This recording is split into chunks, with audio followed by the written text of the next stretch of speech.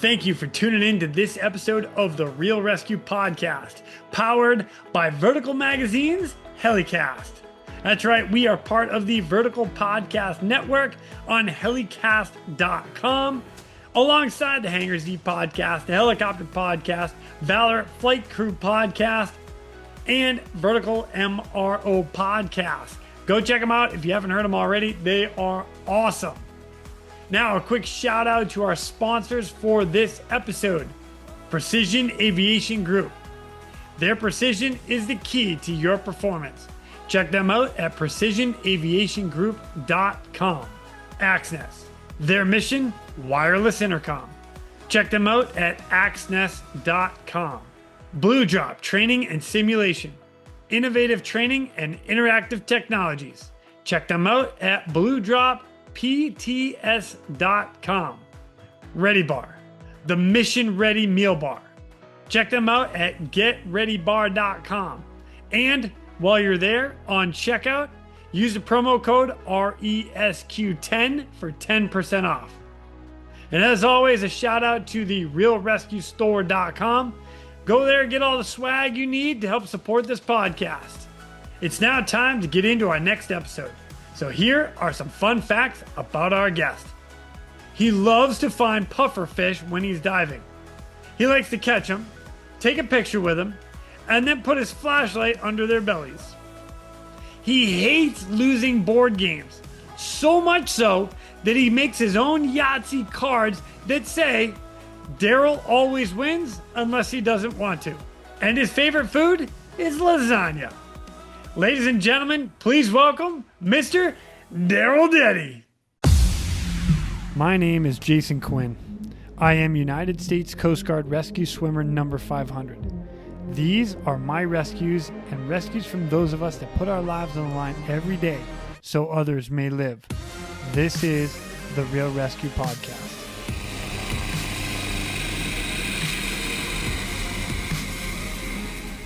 Ladies and gentlemen, welcome back to the Real ResQ Podcast. Today, I've got a guest with us from the Arizona Department of Public Service, Arizona DPS. You flew with them for 16 years.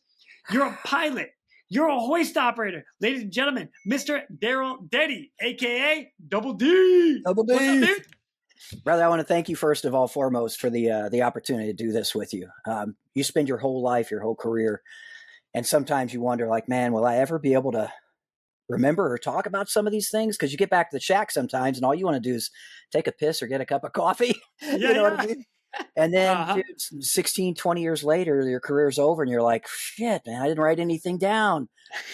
But the opportunity for you to, step in and do this, dude, mad respect for that. Mad respect for the community that listens to you, that follows you, that tunes in for this, and they're tuning in for the very reasons that we started to begin with, and that's to make something better, right? And when they listen to these types of things, maybe some of the things that we say or, stories we share, maybe it'll give that guy another idea or another tool in the shed that he could work with, and we can run with it from there and make the entire community better. You know what I'm saying? We all just sit around and fucking talk about the good stuff. Right? Yeah. Well, here's actually something cool about what you and I are going to do. Like, I mean, I told you 16 years with Arizona DPS, and you've got a career a little bit before that because military, we'll get into all that. But in addition to not only, we're going to go over, and I kid you not, there's like 30 write-ups and letters and awards and yeah, we're touching on all of them. Yeah, that was expensive, Jason. I had to send out $5 for everybody to write a fucking letter about. No, I'm kidding. I'm kidding. Hashtag worth it. Okay. Yeah. Hashtag worth it. Well, in addition to that, we're actually going to get a little bit of a history lesson with Arizona, or of, I should say, Arizona DPS, because there are connections with different stuff as your career progressed. And yeah, I'm excited to hear a lot of this with you. But before we go into that, let's start with this. Let's get a little background about you. Where are you from? What got you started in law enforcement, and then being a pilot? Yeah, so pilot. Let's do the pilot thing, because that's what I tend to gravitate to, through my entire life. Was I was going to be a pilot, right? But I do owe thanks to my dad in that particular respect. He put me in my first helicopter when I was about 5 years old. We went to an air and trade show, and he stood me up in the left seat, so I'm only big enough to stand on the floor, and I'm just looking at this thing, as a little kid, and I'm like, there's so many dials and so many buttons. It's just so badass. But I didn't know. Back then I was probably so like, this is cool. Fast forward. So when I was about 15, 16, we moved around a lot, Jason, a lot. Dad was with FCI, Federal Correctional Institution. So born in Ohio, moved to Mississippi, moved to West Virginia, to Indiana, to Virginia, back to Ohio. 3 different high schools. In that time frame, though, my dad hooked me up with a guy. His name, not kidding, his name was Robert Lee in the correctional institution. He was a pilot. Nice. He didn't. Was E his middle name? Robert E. Lee? I can't remember. It would not, dude, it wouldn't surprise me. I'd have to go back. He was the first pilot that, even though he was in the institution, he was a good guy, man. But he knew the passion that I had for it. And my dad and him somehow came across in conversation. And Robert Lee started feeding my dad these fixed wing tests from the Jeppesen manual, along with, the old slide rule calculators, the E6Bs that you can still buy today. And he was teaching me basically the book side of the house while he was in the pen. And I was a 16-year-old kid out there, trying to pursue the dream of getting in the seat. Nice.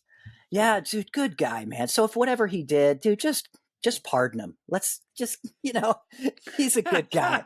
Let this guy go, man. And that's coming from a former cop, and he's just flying dope, dude. There's so much dope that he said he didn't do it. So we're going to go with that, right? Isn't that what they all say? Yeah, they do. Yeah. But after that, we're going to fast forward. A lot of stupid things, a lot of just growing up, being a kid. But one of the things that I knew I wanted to do was fly. We didn't have a lot of money. We were poor. So I say we were poor. Dad might take offense at that, but dude, it's the fucking truth, man. We didn't have a lot of shit. I mean, if you're making snow cones and shit in the wintertime from the snow outside with food coloring and sugar and milk, we're in the same boat, right? We would put bread bags on our feet and then put socks on over that to go out and play in the snow. I mean, so things were a little tight, right? They were a little tight, but not bad thinking. Keep it worked. Right? It worked. It's not eating dandelion greens in the 1930s, but you know what? We made it work. Yeah. But I was fast forward where that was though to at 17 years old, signed up for the delayed enlistment program with the Air Force, and I was in the DEP for 11 months.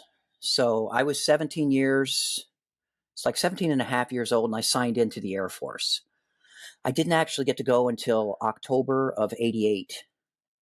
But keep this in mind, Jason, not a very bright kid, right? I didn't stick my finger in all the light sockets, but I actually thought, dude, I was so stupid. I thought if I went in the Air Force that I could probably learn how to fly in there, right? Because it is the Air Force, right? If you look at it from an outsider, it'd be like Air Force. I get to fly. I can see it.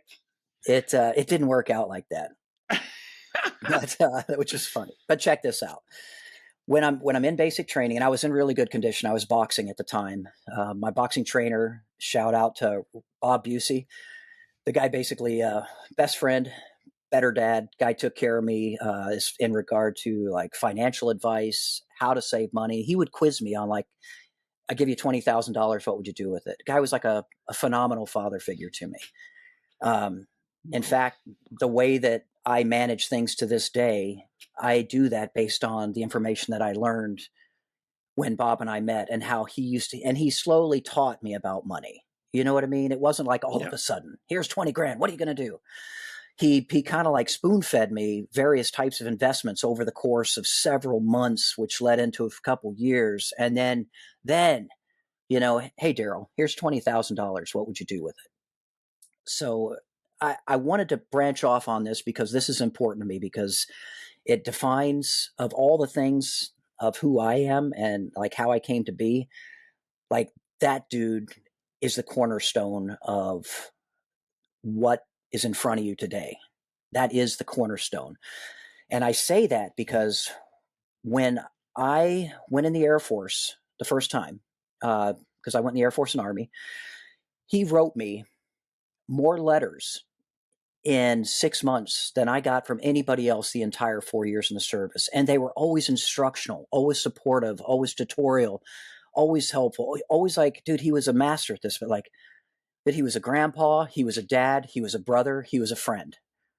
And put all those together, and that's who this guy was to me. So I love the man so much. Like when I was taking a speech class, how to do speeches. Yep. And they wanted me to pick a topic that it was essentially about medals and certifications and whatnot. And I wrote just start to finish, man, what was in my mind about my boxing coach. And basically told him that at the end of it, this is a medal for friendship. And I wanted people to know that. So I had essentially done a speech for him, about him, to him. And I gave that after I finished it, because when I was later in school, when I was in school, and I'll get to that, but he would proofread all my stuff, all of it. And he was a master. Nice. He taught me how to write. So down the road, when my career needed a good penmanship, right? The fart letter, right? Yeah. So is it all? So you can see where like he's the cornerstone of how I got here. But when I finished that speech that I had written down, I handed it to him, and asked him, "Hey, can you proofread this?" And dude, he read it. He was stone silent. He put the paper down. 67-year-old man puts the paper down and starts crying. Dang, and like, man. Well done. Yeah. So I still have that. I kept that. I keep all the memories, of the lessons that I have with him. But I wanted to make sole mention of him at that time frame because he is the cornerstone. Nice. Okay. So went in the service, Air Force, 18 years old. While we're in basic training and all this, in the Air Force, they have these little. At the time, they did. I went to Lackland, but they had these little stands and corners. And you have to make the determination whether to salute or not salute. Did you guys have that stuff? They're like no. cardboard cutouts or like wood cutouts, and they're painted. Oh, no. And some are officers and some aren't. So you'd have to make the decision. So you'd be walking in step. You'd be walking in step with your buddy, and you're talking back and forth with him, and you're like, is that an officer? It's like it's a fucking wooden cutout. Do I salute it? Are you ready? Are you ready to salute? 3, 2, present. That's hilarious. So stupid. But while in basic training, dude, this group of badasses came in, abject fucking badasses, and they were sharp as hell. These uniforms were pressed. They had on blue ascots. These guys looked like they were fucking meat eaters. They were recruiting for CCT and PJs. So they came in and when they started talking, and the guy was talking about rescues and things like that. And I'm like, fuck, man, no, that's it. That's what I want to do. It just changed everything. But I ended up trying out for the PJs and got to week 5 of 8 in the NDOC.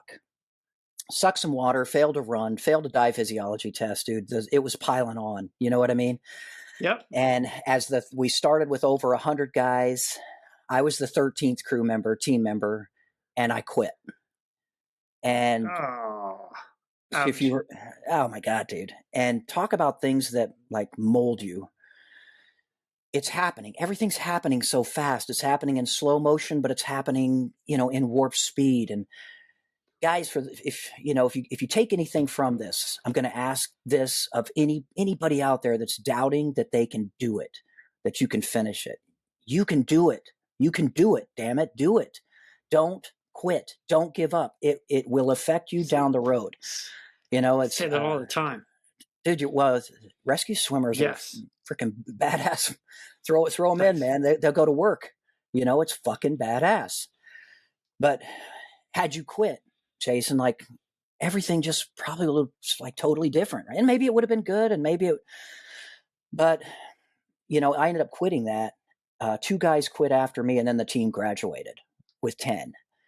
But my point from here is, guys, if you're committed to it, you committed to it for a reason.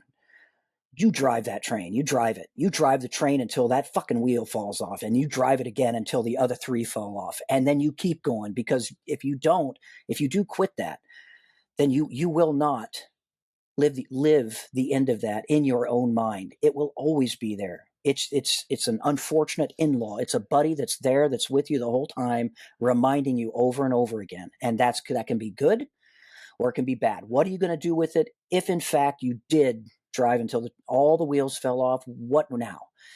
All right, guys, I have a story for you, because I took it to my limit on that. I quit, which I wish I had not.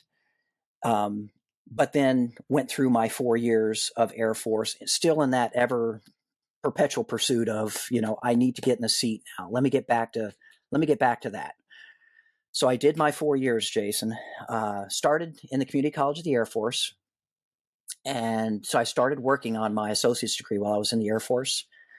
I was a spark chaser, a guidance and controls. We worked on airplanes, the 141Bs, the Starlifters. Nice. Okay. Yeah, dude. So when Desert Storm 1 kicked out, keep in mind, 88 to 92.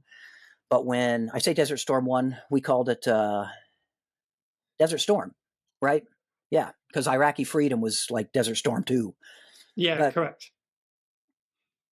Dover would send us all their hard broke shit, and we would fix guidance and control systems, the autopilot systems, the inertial navigation systems, tachometers and things like that, that were on the engines themselves. And it was called a guidance and control system specialist. So I did the spark chasing for that time frame, and then the Community College of the Air Force, and then I got out. I'm like, this shit's not for me. It didn't go down the way I thought it would. And remember, having quit the PJs, like, that's with you too. It's a shadow that follows you around on an overcast day. You can still see the shadow. It's always there. So I'm like, okay, switching gears. I want to get degreed. Flight is always there. If I got a degree, I could come back in as an officer and fly. Right? Yeah. So I'm thinking in that respect. So when it's time to get out of the service, I reach out to Bob. Remember my cornerstone? Oh, yeah. And Bob says, hey, you can come here and you can just stay with me, man. He didn't have any kids. He wasn't married. And he's like, you just come here and stay with me, dude. He said, but I'll be straight up. Here's the rules. Good grades. Don't go chasing tail. He was an old timer. Chasing tail. Don't, like, you know what I mean? Yeah. Don't chase and tail. And when you take your eye off the prize, then, we're going to have to reassess what you're doing here. So when I got out of the Air Force, I stayed with Bob, and he was charging me. It was a nominal amount to stay with him, Jason. But dude, after about 6 months, I'm sitting there, and keep in mind, made the dean's list every quarter and semester that I was in all the programs I was in over time. But he came out with this envelope about 6 months after me staying there. And he's thick fucking envelope. And he passes it across the table. And it's all the money that I paid to him to stay in his house. Oh, dang. That's awesome. And that's Bob. That's Bob. That's who he is, man. So he passes this envelope across the table, and he says, this is all the money that you've given to me to stay here. I never spent a dime. You can count it if you want to. You need to invest this money. Remember when I told you about the saving money, teaching me and all that? Yeah. This was one of the instructions, one of the lessons that he taught. And he was teaching me how to be a dad with this exchange. The guy was a forward thinker, man. He was preparing me for things that I had no clue I would even be there to see. You know what I'm saying? Oh, yeah. So the deal was, though, obviously, if save your money, get good grades, don't chase tail, you can continue to stay here, and I got you. So I got my 2-year degree. I got my associate's degree. And then at Columbus State Community College, 3.877. So magna Oh cum boy. laude on the law enforcement. It was a law enforcement technology degree. Not exactly the most challenging degree out there, right? But hey, it doesn't matter. Still required to study and take tests. So there we go. you Thank know you. what? A Thank you. degree is a degree. Thank you. Like, Thank you, Quinn. what do they call the guy that graduates last in doctor school? Doctor. Doctor. So finish that, the 2-year, and then transfer credited into Ohio Dominican College for a 4-year degree, a bachelor's degree in criminal justice. Still living with Bob. Same rules applied. Get good grades. Don't go chasing tail. Do what you need to do. Stay here for free. So we rode all the way through that. So this is December of 95. After I graduated, December of 95, so now I've got a bachelor's degree in criminal justice. The horizon is now a lot more broad for me, right? Because now we're looking at the possibility for federal jobs. We can look at some state jobs, but the bachelor's degree should be able to buttress, the future successes of this operation. So Okay. this is, of the times I talked with my actual dad, this was one of the other times where I called up my dad after I graduated, and I said, I've got 3 choices here on what I want to do. Like, I either want to fly. I love numbers. Thanks, Bob. Like, I love the investment side of the house, and then physical fitness. Those 3 things. So it's like one of those I want to do, and I'm leaning heavy to flight. And I was reading about this warrant officer flight program they had for the Army, right? And I thought, man, that looks fucking cool. If I can go do that, I can use the degree. I can go back in the service. My time will continue to tick along. It would be the Army, but at least I would be a quote unquote officer. You know what I mean? Being a warrant officer. Yeah. And I would get to fly. Yeah. And and they teach you how to fly on they do. the Army's dime. Awesome. So it was a 7-year trade-off. I got accepted to the warrant officer flight program. February of 1997. I got accepted at the end of 96. And that was a dog eat dog to get into the program back then, where I'm not going to say that it's easier now because I'm not in it, but it seems like we're accepting more people and stuff. You know what I mean? I think they need people now too, right? Right now.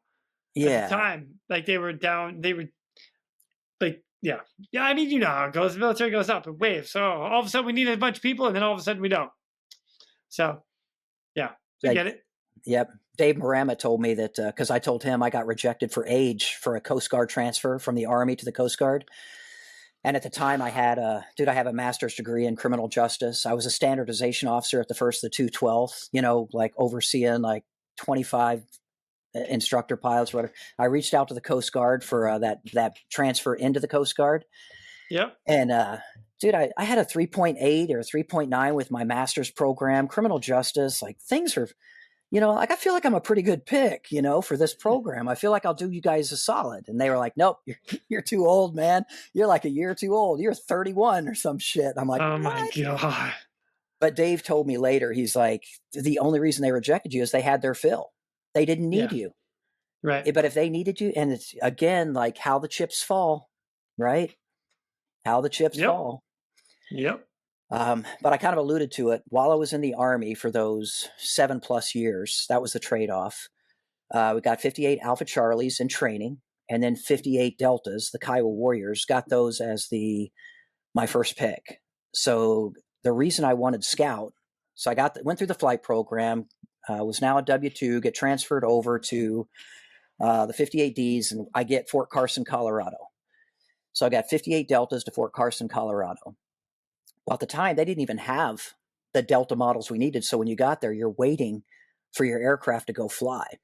Later, we ended up getting the 58Ds. We got the I models, the improveds, and then we eventually got to the R models, the FADEX. So we went down to Texas. We went to Irwin. At one point in 2000, we went to Bosnia.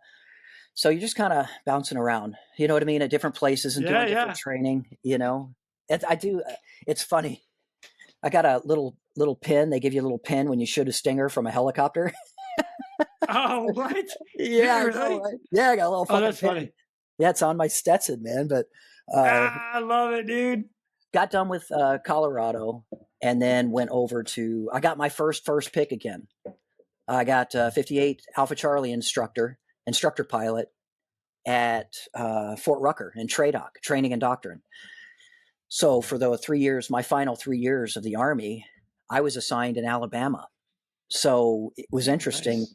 When September 11th happened, that I was scheduled to do my first flight, and I was standing on the flight line at Fort Rucker, getting ready to go through a pre-flight for 58 Alpha Charlie, so we could go out and burn some holes in the sky. And all of them, all the 58s are coming back, dude. They look like a bunch of fucking bees, and it didn't look like. I mean, you're honoring the aerial checkpoints and the air corridors to get back in. Yep. But everybody was doing it all at once. So, dude, it literally looked like that Apocalypse Now, where all the fucking helicopters are flying. Oh so my God, all the helicopters are coming back to, it was Butts Army Airfield. They were all coming back at the same time. I'm like, what the hell is going on? And that was it, dude. We walked off the flight line because we were all grounded. And like, what the heck? You know what I mean? Yeah. And that's when we went inside and we're like, hey, this is what went down. It's like, holy shit, man, that explains it. Ended up, though, becoming the standardization pilot of that battalion that I went through the training with, so it was really cool, like a complete circle, because I remember, you remember there's something that caused you to gravitate to be in somebody else's hero, right? Yeah. You have a memory in your head, and a couple. I bet you do, man. So that's your tackling fuel. Yeah, totally. Tackling fuel. But with stuff with having made that complete circle was kind of neat to both start there, and then I knew I was going to finish here because I wanted Fort Rucker because I knew that I'd be getting about 500 plus hours a year, and that would let me punch at the end of my tour, right? Okay. So that was like everything just fell in place, man. So that was it, man. Got out of the Army, came here to Arizona, and living just outside of Phoenix in Peoria. I got a job with Native Air, making $47,000 a year, dude. Flying around out here in the mountains with no NVGs. Damn. Yeah, who does that? That's stupid. Yeah. Yeah. Then you got to start somewhere. Got to start somewhere on the civilian side. Oh my gosh, man! Could we start somewhere else? But dude, 135 specifically states that you will have reference to the ground. And you're flying from here to Show Low, here to White River, here to Hope. Like, come on, man. Come on. You know we can't see the ground. And that's like when at one point we climbed into the A-Stars. So I'm like, this aircraft is phenomenal because it seemed like it flew so much better for instrument flight, where you're just sitting there and let's be real, man, it's black construction paper in front of you. You're driving off a pressure altimeter. Yeah. You're just basically just playing the video game until you can actually see a light source. But man, the A-Star was nice for that. You know what I mean? That was freaking nice. But 2 years into flying with Native, I met Kenneth Twigg, who now he's flying commercial. That guy's got a huge freaking brain, man, like wicked smart. But I saw him in John C. Lincoln North Mountain at the hospital, and we had done a call where he was in there with DPS in his tan pajamas. That's what we used to wear, was just the one pieces. And then I'm walking in and I'm like, who the fuck is this guy? You know what I'm saying? Yeah. Doesn't he know, like, we're the heroes around here? Yeah. What are you doing, dude? Bullshit, dude. Yeah, you're in my territory right now, bro. Yeah, what are you doing? Dude. And he turns around and is like, you're in my territory. That's it, Welcome man. to the jungle. Yeah. That's how it went down, dude. You don't know what you don't know. But right. He started talking about this DPS stuff, man, and I was like, holy shit. Like, that sounds like you guys work fires, you guys work with cops, you guys, like, you do pursuits, and you still save people in short haul, and like, this is awesome. So he put me in touch with Cliff Brunsting was one, Vaughn Perkins, And they guided me in the process, and Cliff let me know, man, you need 2,000 pilot and command hours to come here. You need 100 night unaided, no NVG time required. So whatever you did in the service, I mean, that's good for experience, but you're not doing anything for the hours unless it was pilot and command stuff. So for the next 2 years, man, I had to remember why I wanted to go to Rucker to build the hours. Yeah. Had I not gotten that, I would have been working on those hours for several years. As it worked out, I only had to work on them for about 1.5 years, and then I had everything I needed. Wow, nice. Right? So I reached out, started the application with DPS. So at this point, we're talking 2007, the beginning of 2007. I started that application process with DPS. We were going through the process, and eventually DPS reached out and said, we're shutting down this process. We're shutting down your application. You did something when you were younger, when you were that would be, by all accounts, be considered a felon in this state. I stole a motorcycle with my brother. Like stupid kid shit. Right? Yeah, it's probably not a good idea. Just throwing that out there. Yeah, don't do that. Yeah, nobody wants to hear about that. It's called living and learning. Okay, just throw that out there too. Okay. Yes. Yeah, man, I learned that lesson. Crap.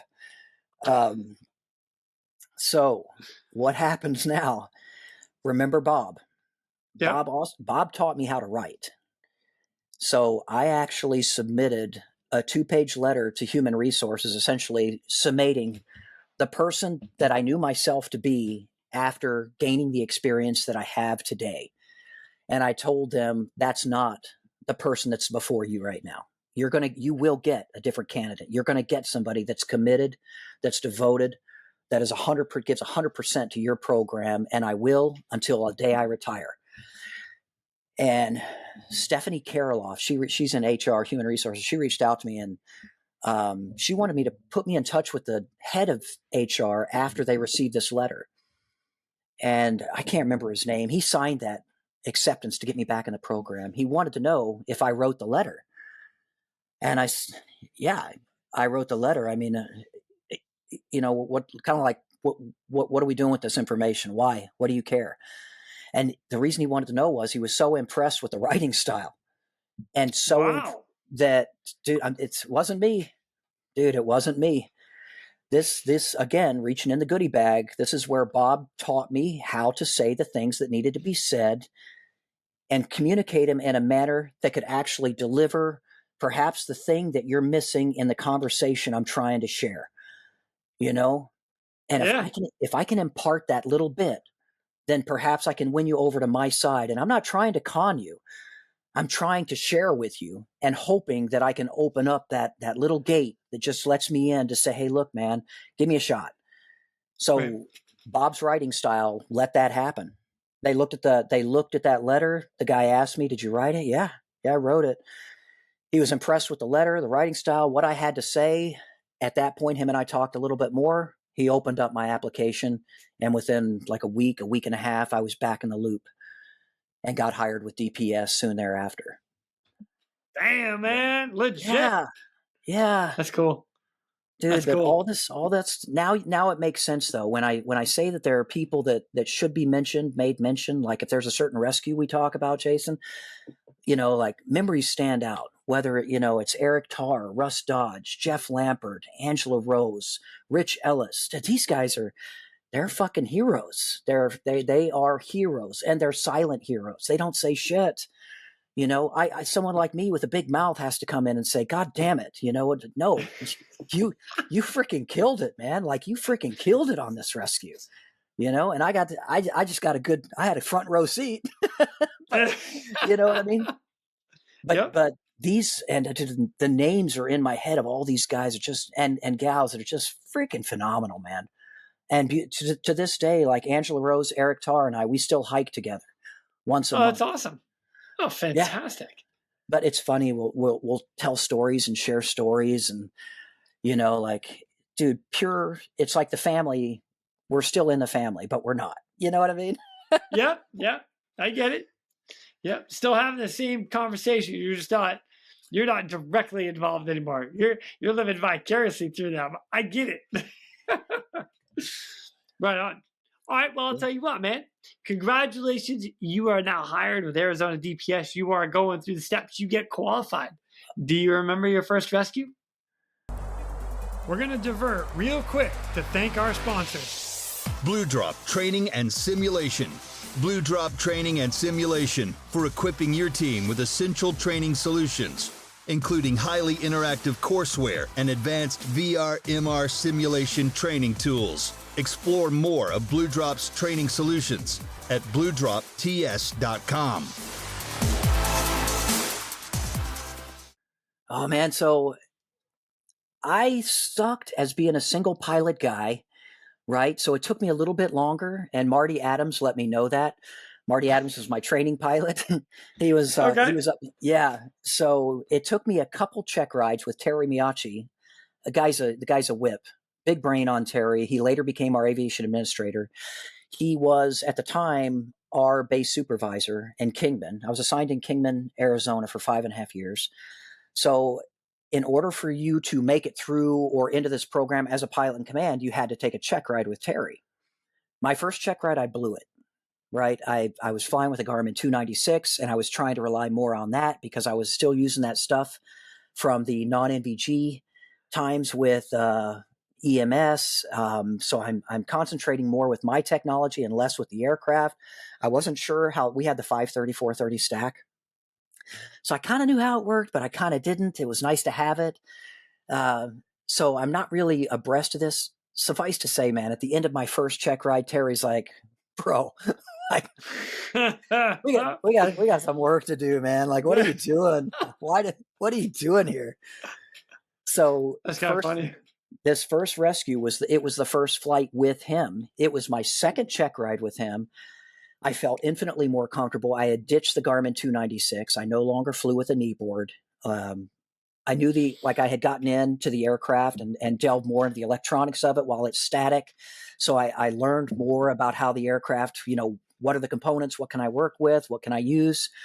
So everything ranging from, we had a 517 or something, the older Becker. We had one of the older Beckers, figuring that one out, stuff like that. So Terry's taken me out for my second check ride to make sure, are we wasting our time here? Well, felt infinitely better. While we're out doing this check ride, a call drops out for that pursuit that we were talking about, that motorcycle pursuit. So okay. This is on my check ride. So it was John Rodriguez or Darren Winters was in the back. What two absolutely wonderful guys.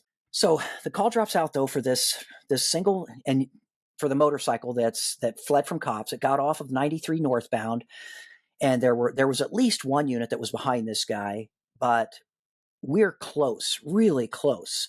And I mean like within 5 to 7 minutes. So we know the location. We start heading east towards this dirt road that parallels 93. And it's on the way that I always ran pursuits. I put it out my right side, even if we had a camera operator. That way the camera operator would see it, right? Yep. With their camera. I would be watching it with the eyeballs. So first call, PC ride, got to pass this thing.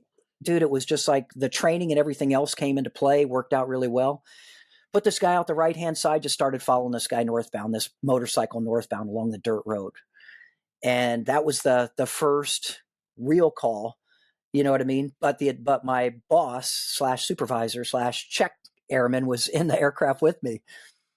But as it turns out with this particular pursuit, kind of quasi boring. The guy flips a bitch. He turns around on his bike and he starts going southbound now on this dirt lane road. Well, keep in mind, I'm only flying at about 150 feet, so I can't see what's beyond the hills behind me, in front of me. Okay. And we as I pop up, because he's going to go around this hill, the east side of this hill on the single lane dirt road. So I popped up on the hill to kind of like cut him off, to let him know, to position the aircraft in front of him, like, hey, we're here. We got you dead to rights. Well, when I popped up over the hill, there were 2 DPS units that were nose to nose and 2 officers on the opposite side of those vehicles with their long guns out, waiting for him. Oh, snap. Yeah, okay. So they proned him out. I'm like, this is fucking awesome. But yeah, buddy. when you fast forward, man, it's like it's a very benign pursuit. You know what I mean? It was, and for them, it was probably just like, yeah, we took one in custody today. Guy tried to run from us on a bike. Ranger was overhead. Blah blah blah. But for me, man, like it was a freaking cool call. So heck yeah, Jason, this was you would have thought that I'd learned this lesson just with that call alone. But one of the things that I had a tendency to do with almost every bailout pursuit, chasing like we were working with the feds one time, and we were chasing this what do you call them, a fugitive. So we see this fugitive squirt from under the trailer. Mike Snyder and I, Michael Snyder, beautiful fucking dude, man. Guy's another hero. That guy's done some wicked shit. That guy's got the record for having been peed and pooped on the most of any rescue specialist with TPS. Oh my God. Shout out to you, okay. Mike. Shout out, brother. Take a bath. Funny. That's funny. But one of the things I learned, should have learned longer, is on those types of calls, I have a tendency to get close to PD from the air.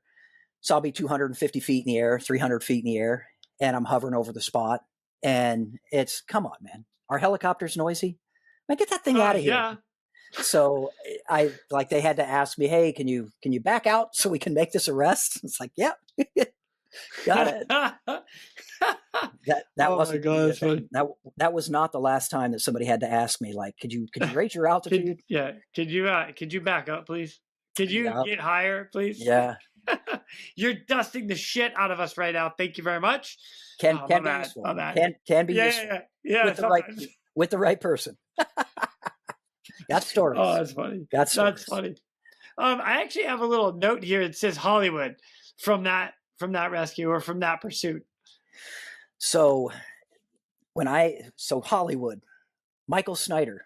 All right. So I'm going to step forward just a little bit. It was not that pursuit, but Hollywood will ring true in this particular application.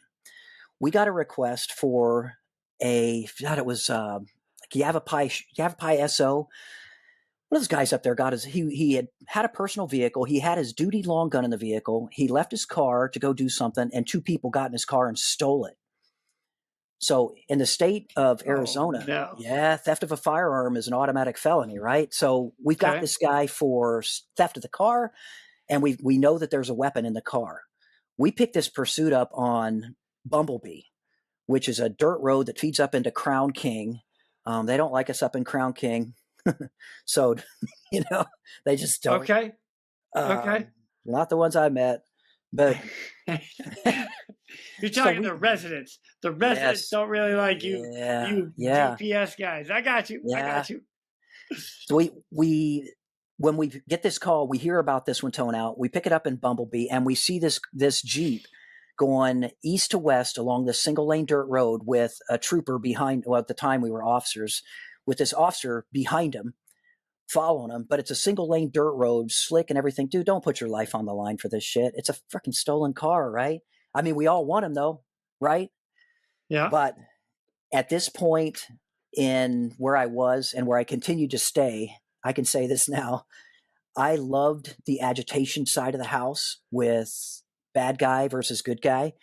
So when we first picked that up, Snyder and I are in the aircraft together, and I point the nose of the aircraft. So he's going up a mountain on the single lane dirt road, and I come around the hill.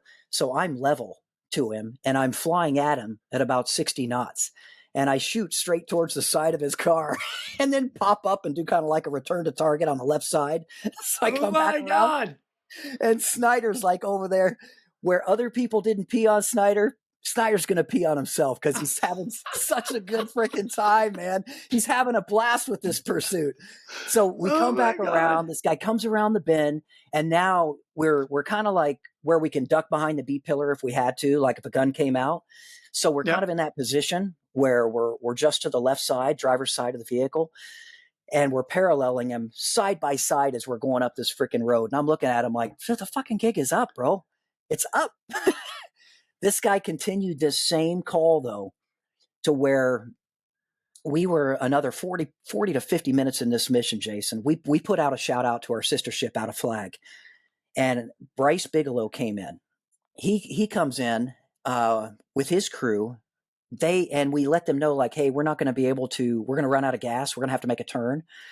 Well, as it happened, we're still on the pursuit, following this guy up in this Jeep.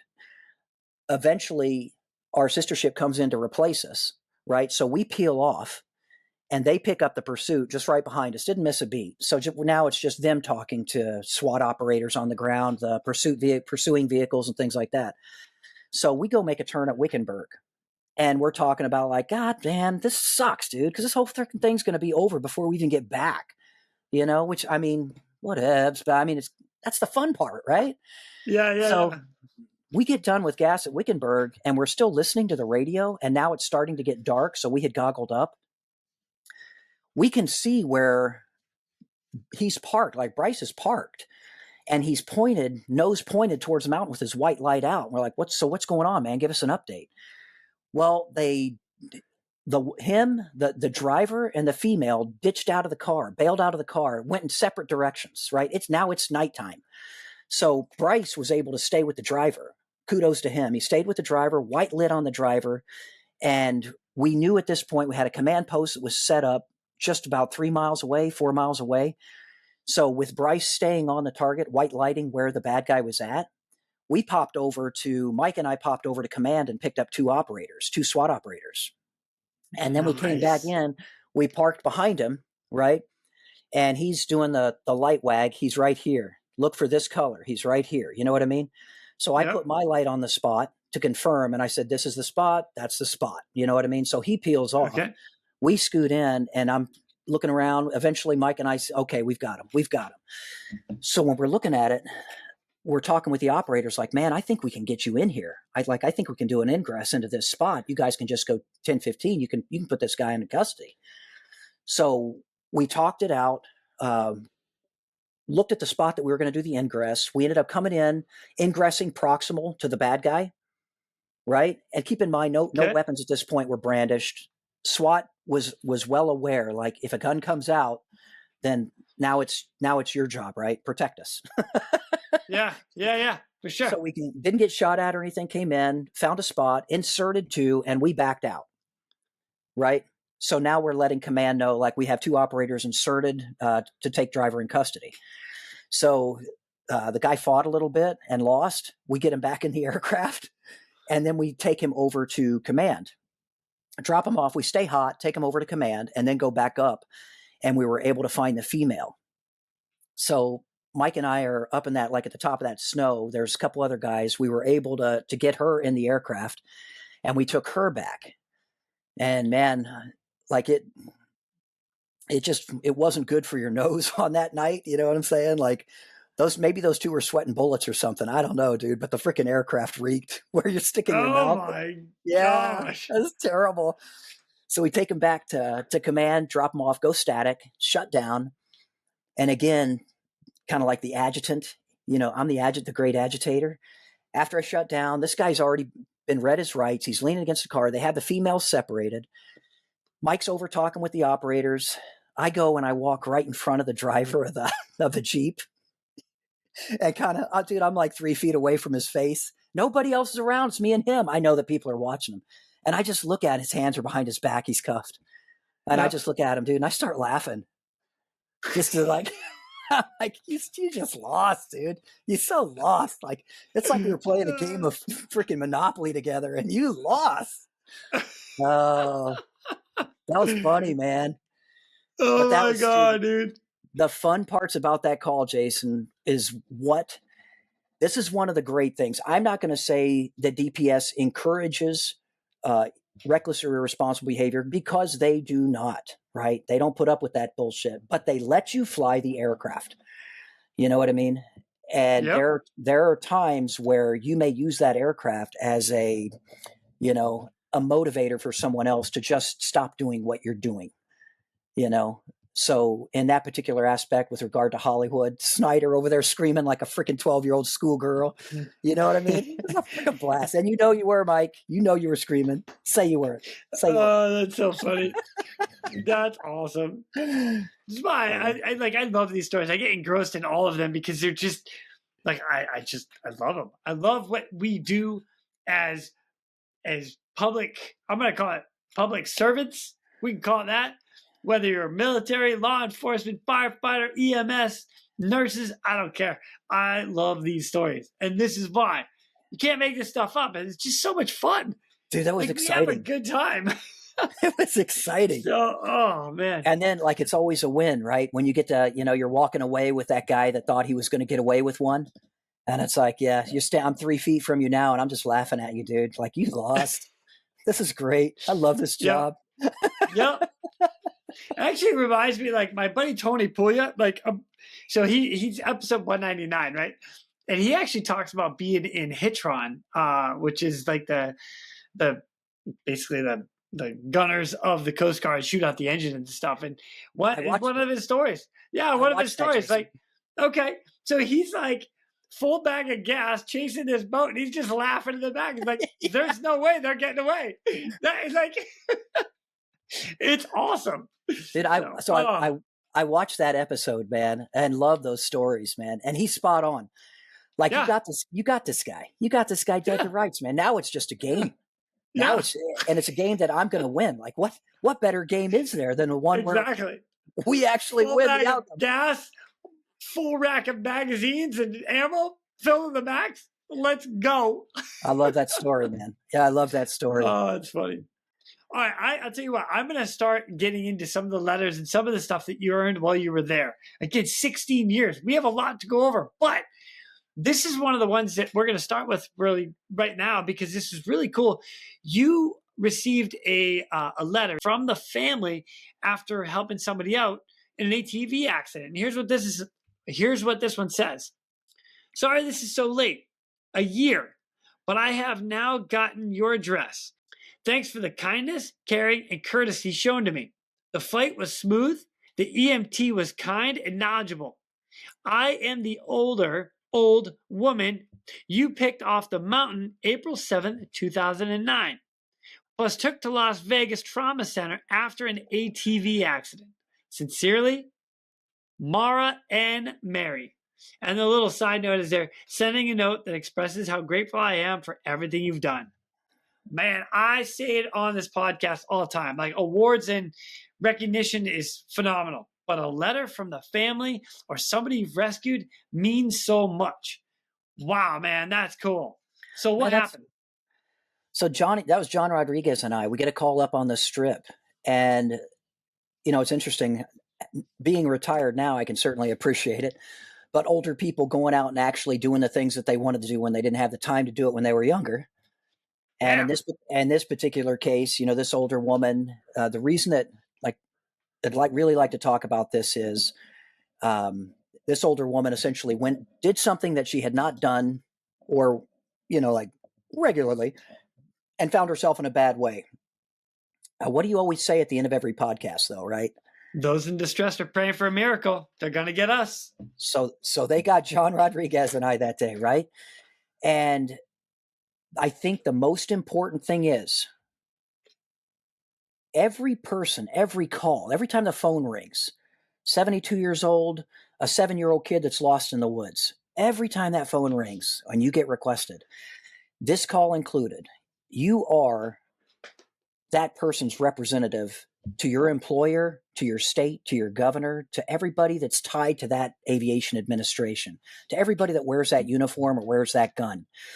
And in this particular case, when we went out there, she had a positive LOC. We ended up taking her it was UMC. We took her to UMC in Vegas. Okay.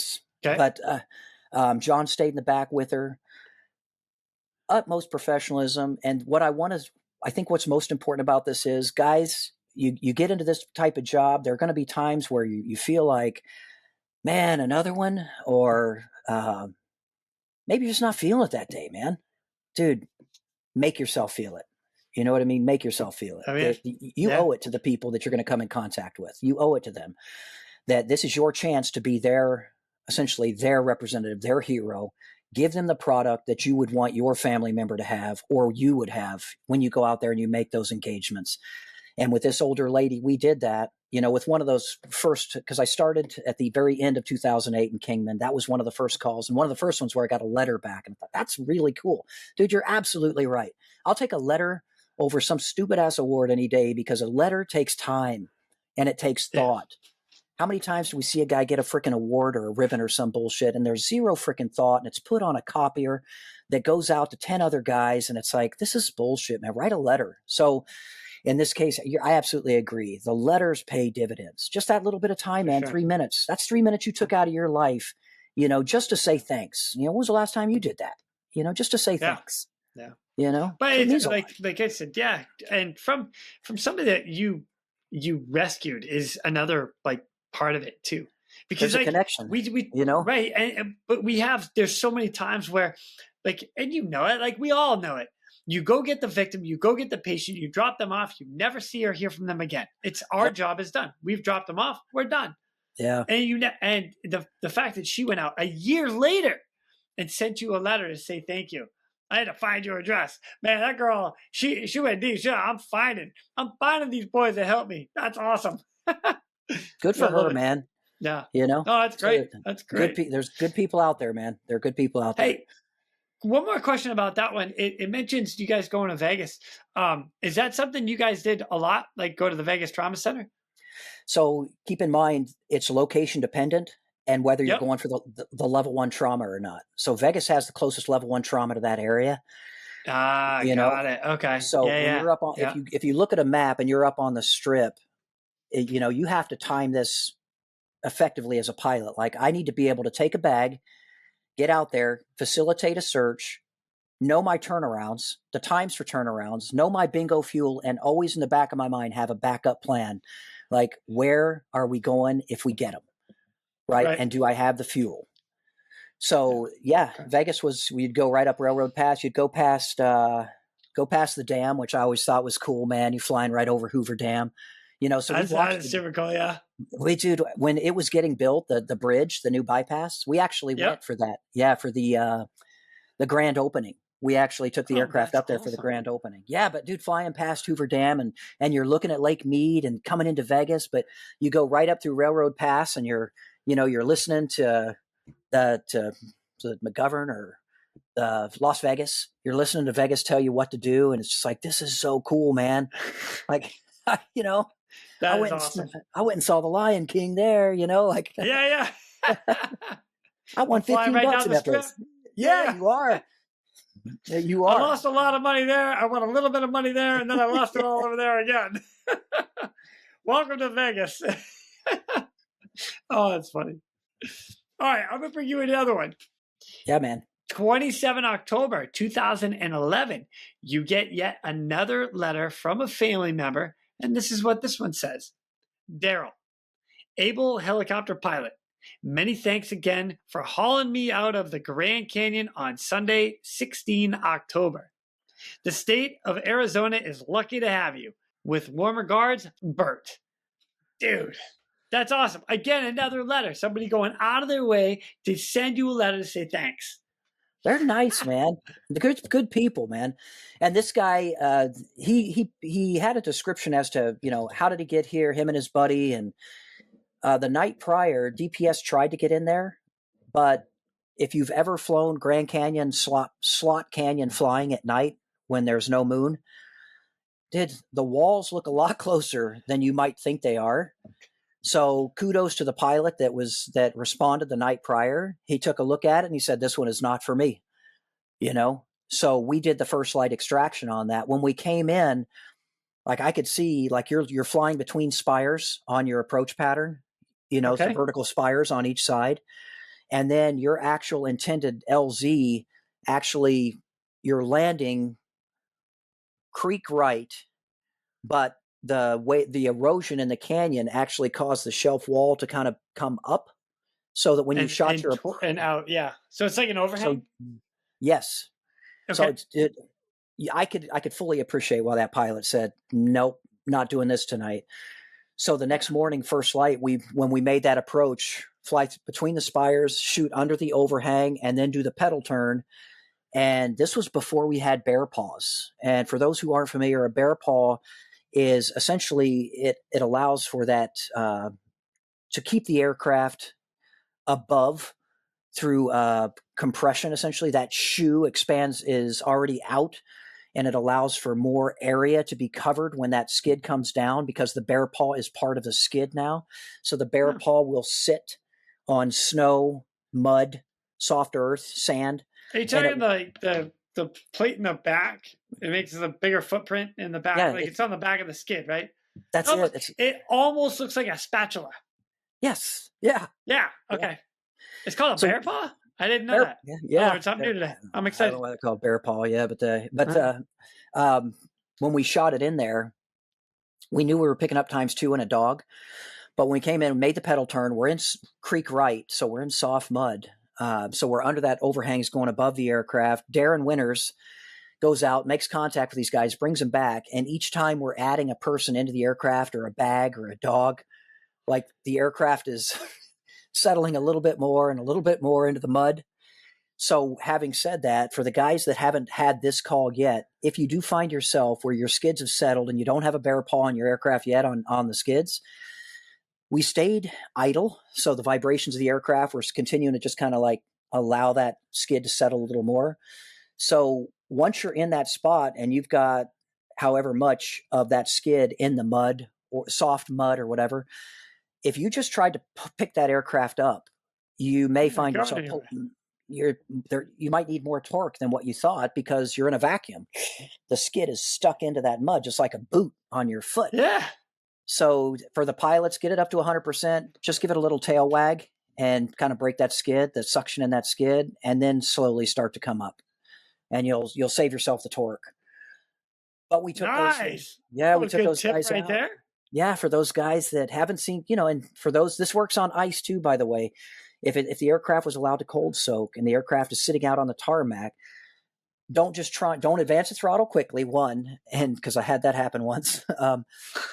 I was the guy that advanced the throttle. Yeah, and the nose was like, oh, there's nothing here.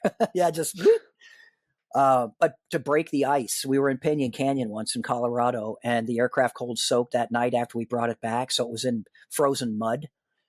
Right. So after we cranked, and we were a flight of whatever, bunch of 58 Deltas out there flying around. So it's our time to come up. And when you come up, you're like, it's almost like you're glued to the ground.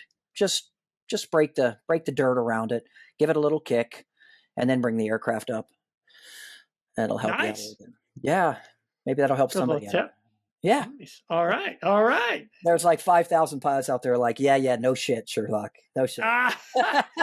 You know what? And there's a bunch of new guys that haven't experienced it yet. Now you've given them a tip and trick. Thank you. That's for you. That's for you, not the other guys. Yeah. That's funny. Right on. Well, that's cool, man. All right. So here we go. I'm going to keep going because this is great. November, December 2011, you guys, your whole crew was recognized for a rescue out of Insomnia Canyon. So I'm going to do two things here. First of all, you guys all earned yourself an award, which was the Coconino County Sheriff's Office Sheriff's Citation for Outstanding Community Service, Darrell Detty, in recognition for your life-saving response during the August 2011 Insomnia Canyon Technical Rescue.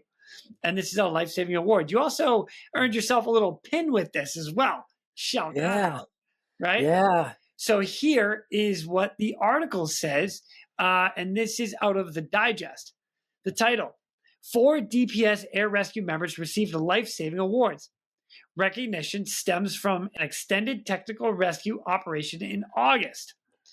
On November 17, several members of DPS Western and Central Air Rescue Units were recognized by the Coconino County Sheriff's Office during a special awards ceremony in Flagstaff. The ceremony was held to honor the rescue personnel who were involved in the extended technical rescue operation this past summer in Insomnia Canyon near Sedona. Life-saving awards were presented to 25 people at the event, to include DPS Officer Paramedic Dan Milton, DPS Officer Paramedic Darren Winters, and DPS Pilot Darrell Detty. A life-saving award was also awarded posthumously to DPS Pilot Matt Yule, and was presented to his wife and his children who attended the ceremony. Also in attendance at the ceremony to support those getting awards was DPS Lieutenant Colonel James McGuffin, The extended technical rescue in Insomnia Canyon began on August 13th when a Payson man lost control of a climbing rope and plummeted 140 feet down a rocky ledge. Miraculously, the man survived, and the operation to rescue him and support the first responders working the remote area extended into the next day. It was described by many first responders as one of the toughest, most challenging rescues they had ever been a part of. It was successfully completed in extremely difficult terrain, thanks in large part to the Arizona DPS Air Rescue Crews. Freaking awesome. And shout out to Matt Yule. What happened with that? Matt Yule's of people in aviation that probably have some of the biggest hearts you'll ever meet. Matt Yule had one of the biggest hearts of anybody I knew in aviation. He was a central rescue pilot, and he was going to go work a shift up in Kingman, and that requires you get on State Route 93 and you drive that. He lived all the way down in the East Valley, but it means he's got to drive for 3+ hours to get up to Kingman, and going up State Route 93, it's unlit. There's a lot of passing lanes, and then when it's nighttime, some people will make that attempt to pass in non-passing lanes. And he was northbound on 93 with a vehicle coming southbound that made an attempt to pass, and it ended up being a head-on collision that took his life. Oh, right man. there. So we lost a great dad, a great friend, a freaking phenomenal pilot. He's one of those guys that he strapped the aircraft on. It's like his favorite T-shirt in his wardrobe. He puts the thing on and he goes to work. Like the guy no military time. The guy was a civilian stick all the way through, but holy shit, man, that guy could fly. It's just a really good awesome stick. So beautiful family. He has a son now that is much older and actually pursued aviation. Good for him. That was that was tough on pretty much everybody that had the opportunity to know Matt.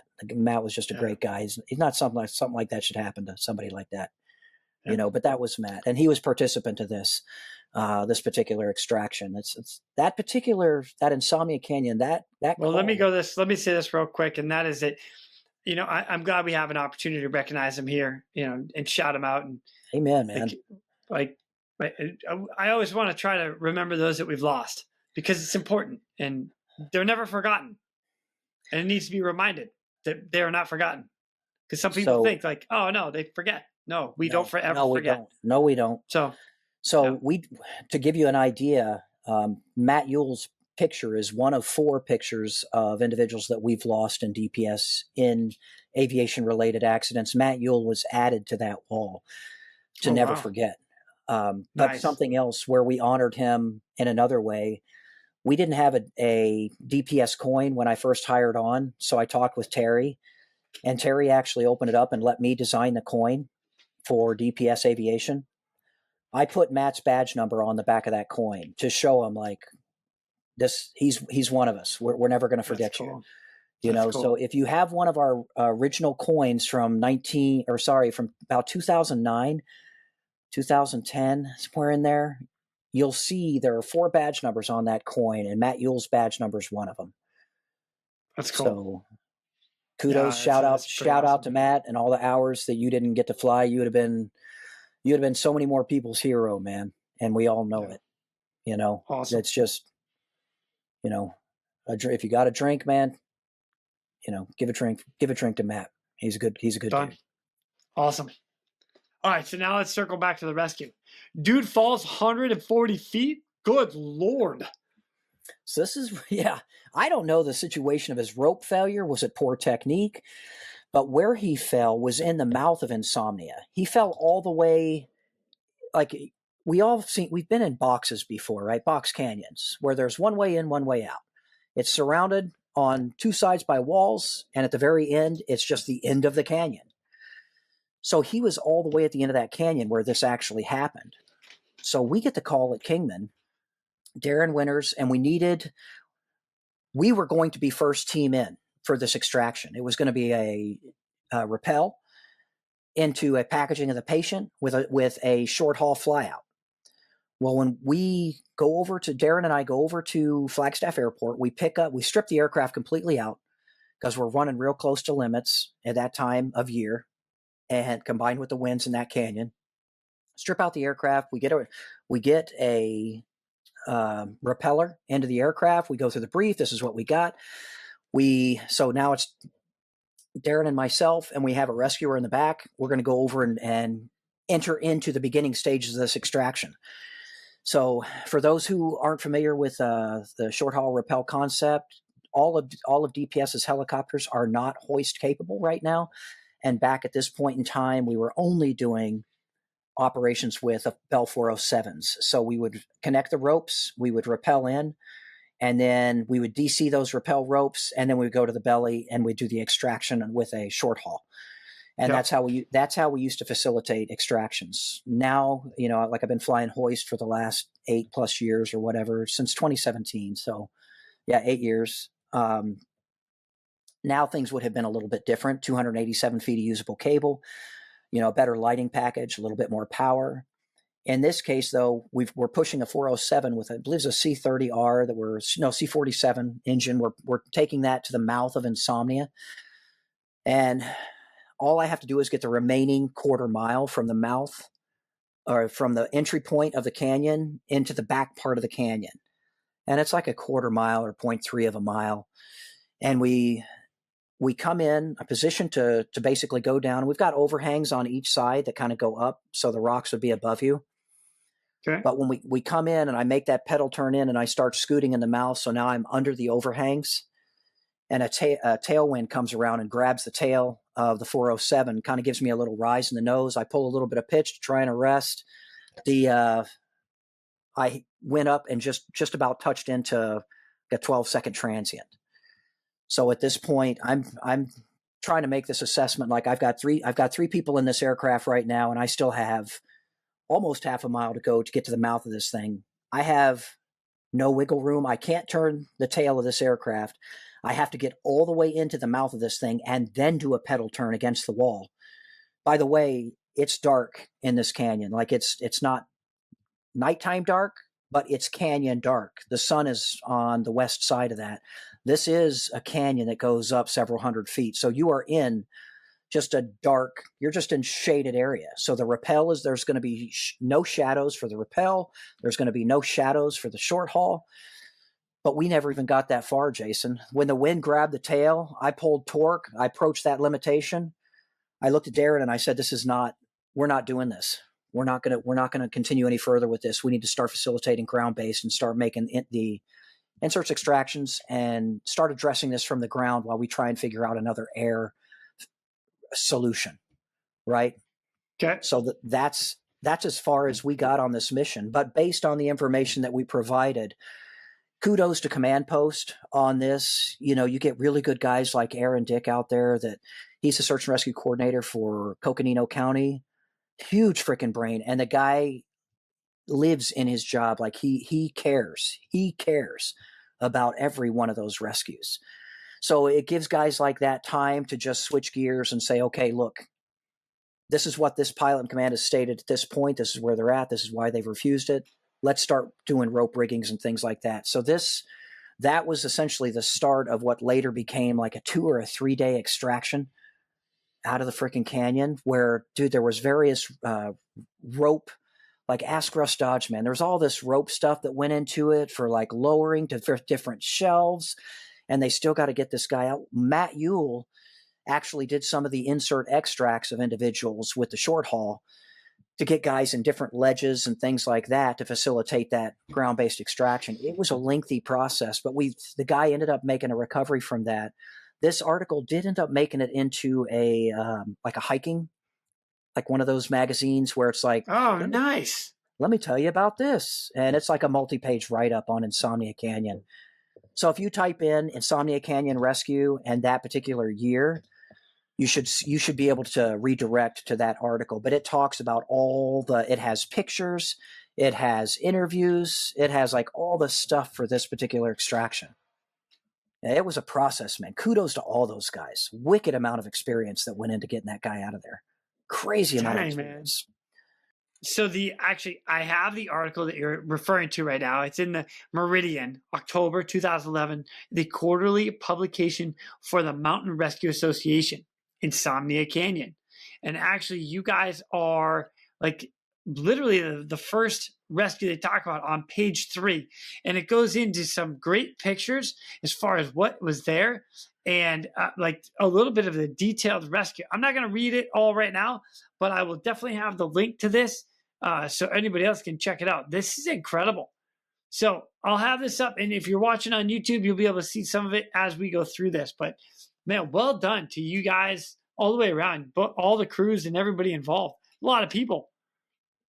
Man, running those types of CP calls, when you're command post and you have to know where everybody's at all times and their skill set, their level, their capabilities, their fear factors, like you're putting all this talent out there to facilitate this one extraction. And kudos to those guys, man. So many professionals out there in the high country, low country desert that are putting teams together that like, amazing. Ursula down south, along with Dave Nolan. Shout out to those two. That phenomenal amount of coordination and ability and knowledge. Just great That's people. Awesome. That is so cool, man. Well, thank you again for sharing that. That is awesome. We're going to divert real quick to thank our sponsors. Ready Bar, originally made for astronauts, now designed for first responders and built for you. This high-performance meal bar provides complete nutrition without the sugar crash. A must-have for any helmet bag, swimmer bag, or everyday pack. Get yours today at getreadybar.com and use the promo code RESQ10 for 10% off. Ready Bar, zero crash, all fuel. All right, here we go. I'm moving to another one. May and June of 2011. This is in the digest. Little article written about you guys. DPS helicopter crew hikes 45 minutes to reach trauma patient who fell down ravine. Crew also stays with patient overnight to enable rescue. On Friday and Saturday, May 13th to 14th of 2011, the Arizona DPS air rescue helicopter from Kingman flew a unique medical technical mission in support of the Yavapai County Sheriff's Office. The mission was for an elderly person who had fallen about 80 feet down a steep ravine in a remote area near Congress, Arizona. The man was located, but due to the dark and rugged conditions, the crew performed a combined area landing in an adjacent area. The crew then hiked and climbed over rugged terrain for about 45 minutes to reach the man.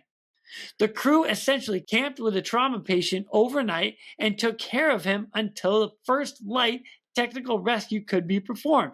With the assistance of Central Air Rescue at first light, the trauma patient was successfully extracted and flown to an area hospital. The rescue exemplified the lengths DPS employees will go to care for others. What? Yeah. That is freaking wicked. All right, so I'm just picturing this right now. You guys get called out for a person who fell stuck in a ravine, not good. You guys land, shut down, lock the helicopter, hike in, and then have to care for the dude for like overnight? Are you kidding me? You know what's crazy, man, is we did the stuff, with landing the aircraft, and you're landing up in the mountains and you do your cyclic check, and, the aircraft tries to rock back and you're like, nope, that's not the one. So you go to the next one and you find your spot, do your cyclic check, and you're like, I think this will work. We shut down, we go over SO, Sheriff's Office. There was one guy that was out there, one SO that was out there that popped his strobe at us, pop, pop, pop, pop. So when we came overhead late at night, we get that pop. And sure as shit, that's him. So we came over, we white lit it, we looked it up, like, can we get in here? Can I ingress Darren? It was Darren Winters that was the medic. Can we ingress Darren Winters in this spot? And the wall was too steep. You know what I mean? Like you can't get the toes. You just can't. And we were in a 407. So it's like, well, shit, man, we need to make patient contact and find out just how bad is this? You know what I mean? So after we finally get our spot, we take the med bag and we hike we hike on like another spur, and we have to go down that spur, and it's nighttime, so we keep like doing an azimuth check, like he's over here somewhere. So we start going up, and he's on a slide. He's on like a rock slide of all places, which I think that's how he lost his balance. So when we finally get to him, we're like digging our feet into the rock, you know what I mean, to anchor ourselves as as Darren is trying to do his assessment, like head to toe assessment, medical assessment, loss of consciousness. Can I get this, alert and oriented? How much? What are those pupils doing right now? Did anything break? Is he spitting out blood? It's just crap like that. Well, he does his assessment, and then based on what we have, we've realized like we're not getting this guy off the hill based on his injuries. The only way to get this guy off the hill is going to be a short haul. We can't on that slide. If we try to 2-point, 4-point, or 6-point with other teams, which by the way, nobody else came out that night. It was me and Darren staying on that hill. So we would have slid down the hill. We would have lost him if we tried to get him out. This had to be rope work. It had to be rope work. So Darren accommodated the patient with the things that he could do as a medic. And we basically stayed up there, and we had to stay awake because you had to like wedge your feet and stuff to keep from sliding down. You had to stay awake because if you tried to go to sleep, you would just slide down the hill. So holy cow, what the heck? So that was that. We were able to get a call out to Terry. We asked for the first light for the gear. Right. And in the nighttime because we never went to sleep that night. We stayed awake. We heard the aircraft coming, and we're like, look, it makes more sense for me to fly this. Like I've been down, like to short haul this guy. So I've been down here. I'm at this spot. I know what the pickup point looks like. I know what's at stake to, like area wise. Yeah. So as that other blade is coming in, I had already hiked down to the aircraft, repositioned the aircraft lower, and stripped the gear. So I'm ready for ropes.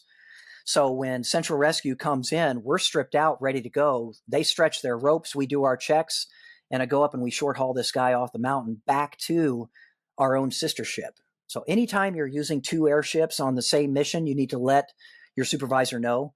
So in this case, we had Central Rescue and we had Western Rescue working together to facilitate this extraction. So after ropes were connected to my aircraft, went up, slung them down, brought them back, and handed them off to Central, who had configured for a medical, and they flew the medical patient back into the valley. And we were done with that call at that point. But here's my God. Yeah, what the heck? That's a trip, man. Crazy, man. So that same guy, man, this was funny. Like later on where sometimes we get letters and, hey, thank you. And, oh, you saved my life. And this guy accused me and Darren of trying to steal his freaking Garmin. And it's like, bro, we don't want your. Yeah. What the heck, dude? We don't want your dang Garmin. Oh my God. That's funny. Yeah. It was a good call though, man. First light. And yeah, it was cool. So, dude, I love that. That was a good call. The team that came in to facilitate that first light extraction, phenomenal freaking team. So you had Hunter French as the pilot, Eric Tarr, and Russ Dodge. They were the crew that was on that sister ship that came in. And those guys got some freaking stories, man. Hunter's since retired. Russ is pretty close. Eric is retired and came back as a civilian. Right on. But guys got some freaking incredible freaking stories, man. Phenomenal skills. Great teammates. Learned a lot from them. What you guys do out there, like, I had Mike on this podcast, and helicopter trunk monkey, for those that need to know that one. But like, some of his story, I'm like, holy cow, you guys do some gnarly stuff. It's crazy. So with that, let me bring you to another one. Here we go. This is in 2012. Another hiker who fell off a cliff. Wednesday, March 14th, 2012. This is in the Daily Miner. Virginia hiker rescued after falling off cliff near Oatman.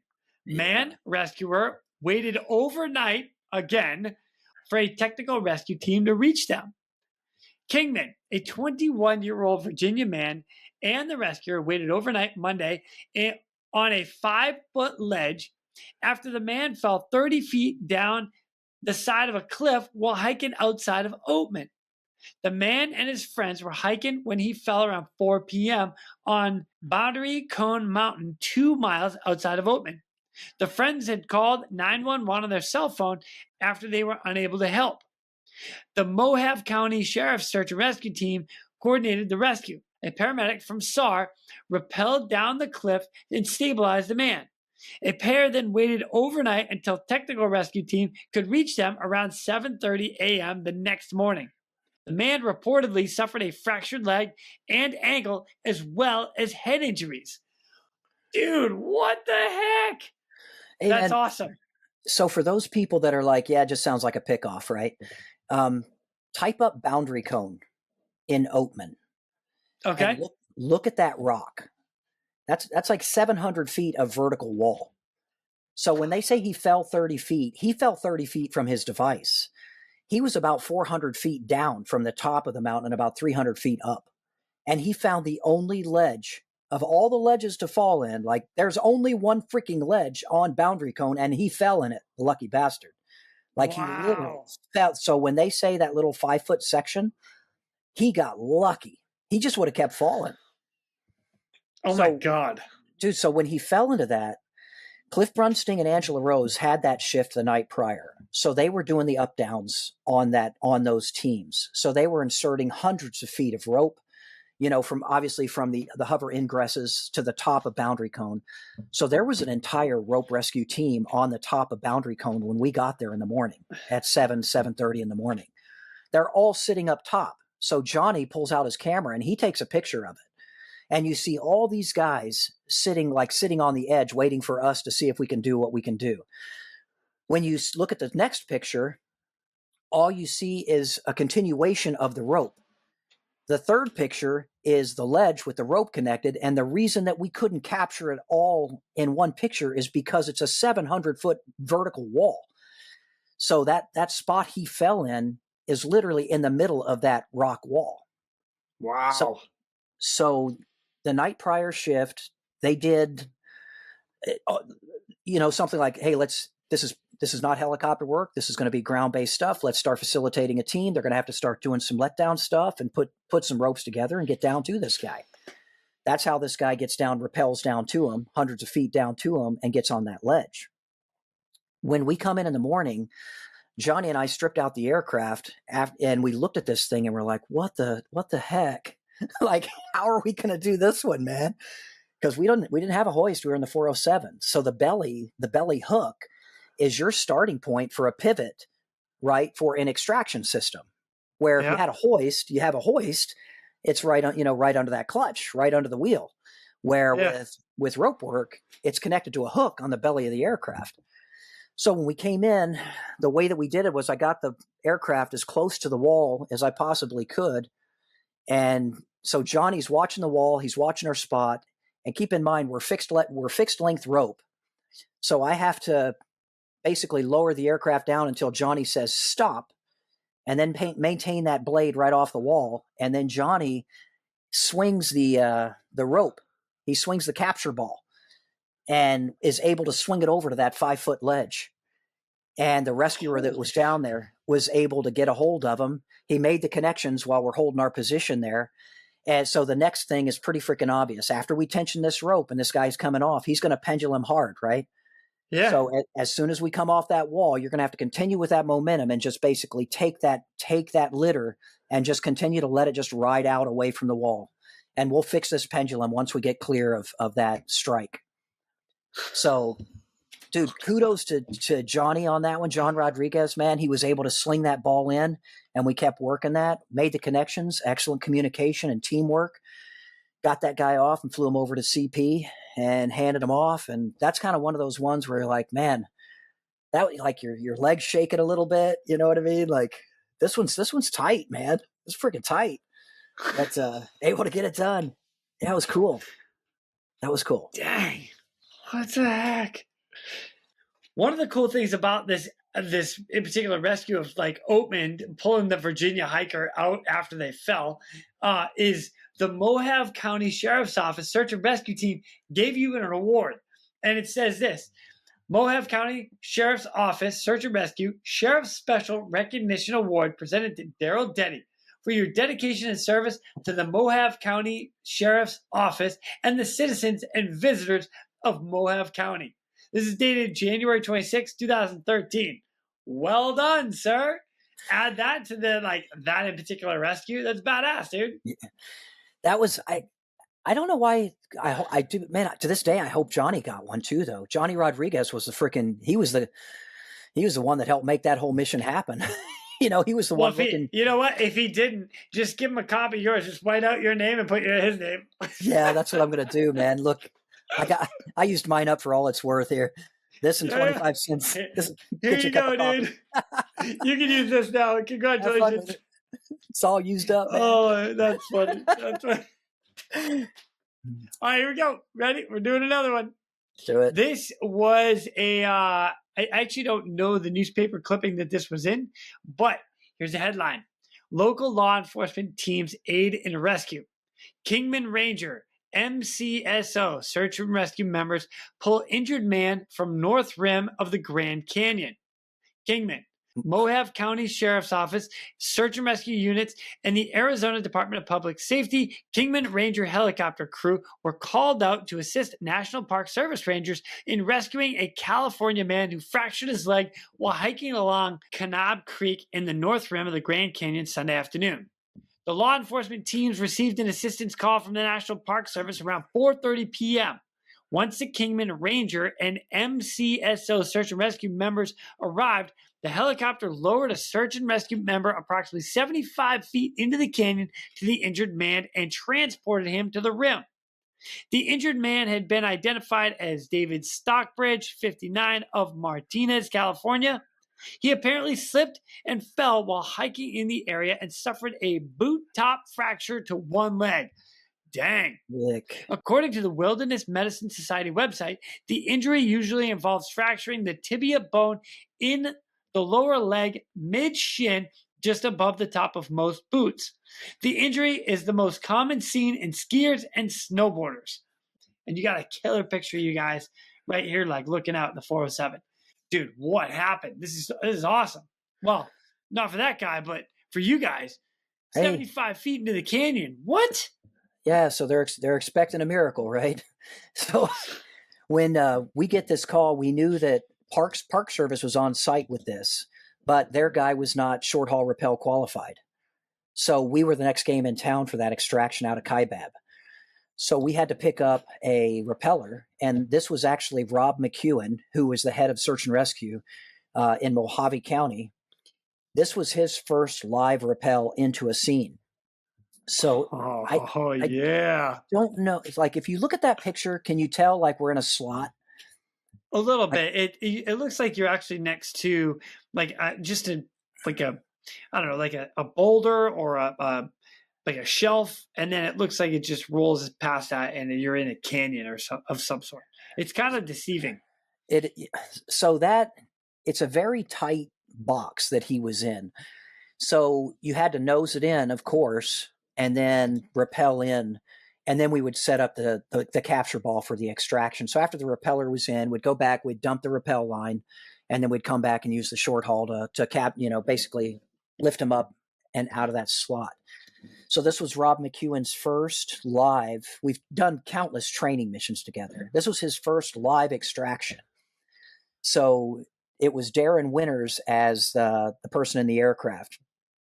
This call is unique, though, because when I go back in time now and look at it, as DPS Aviation continues to move forward with technology capabilities, this Hoist capable platform, there's a technique that you're very familiar with, that I'm familiar with, where you hand the con to your systems operator.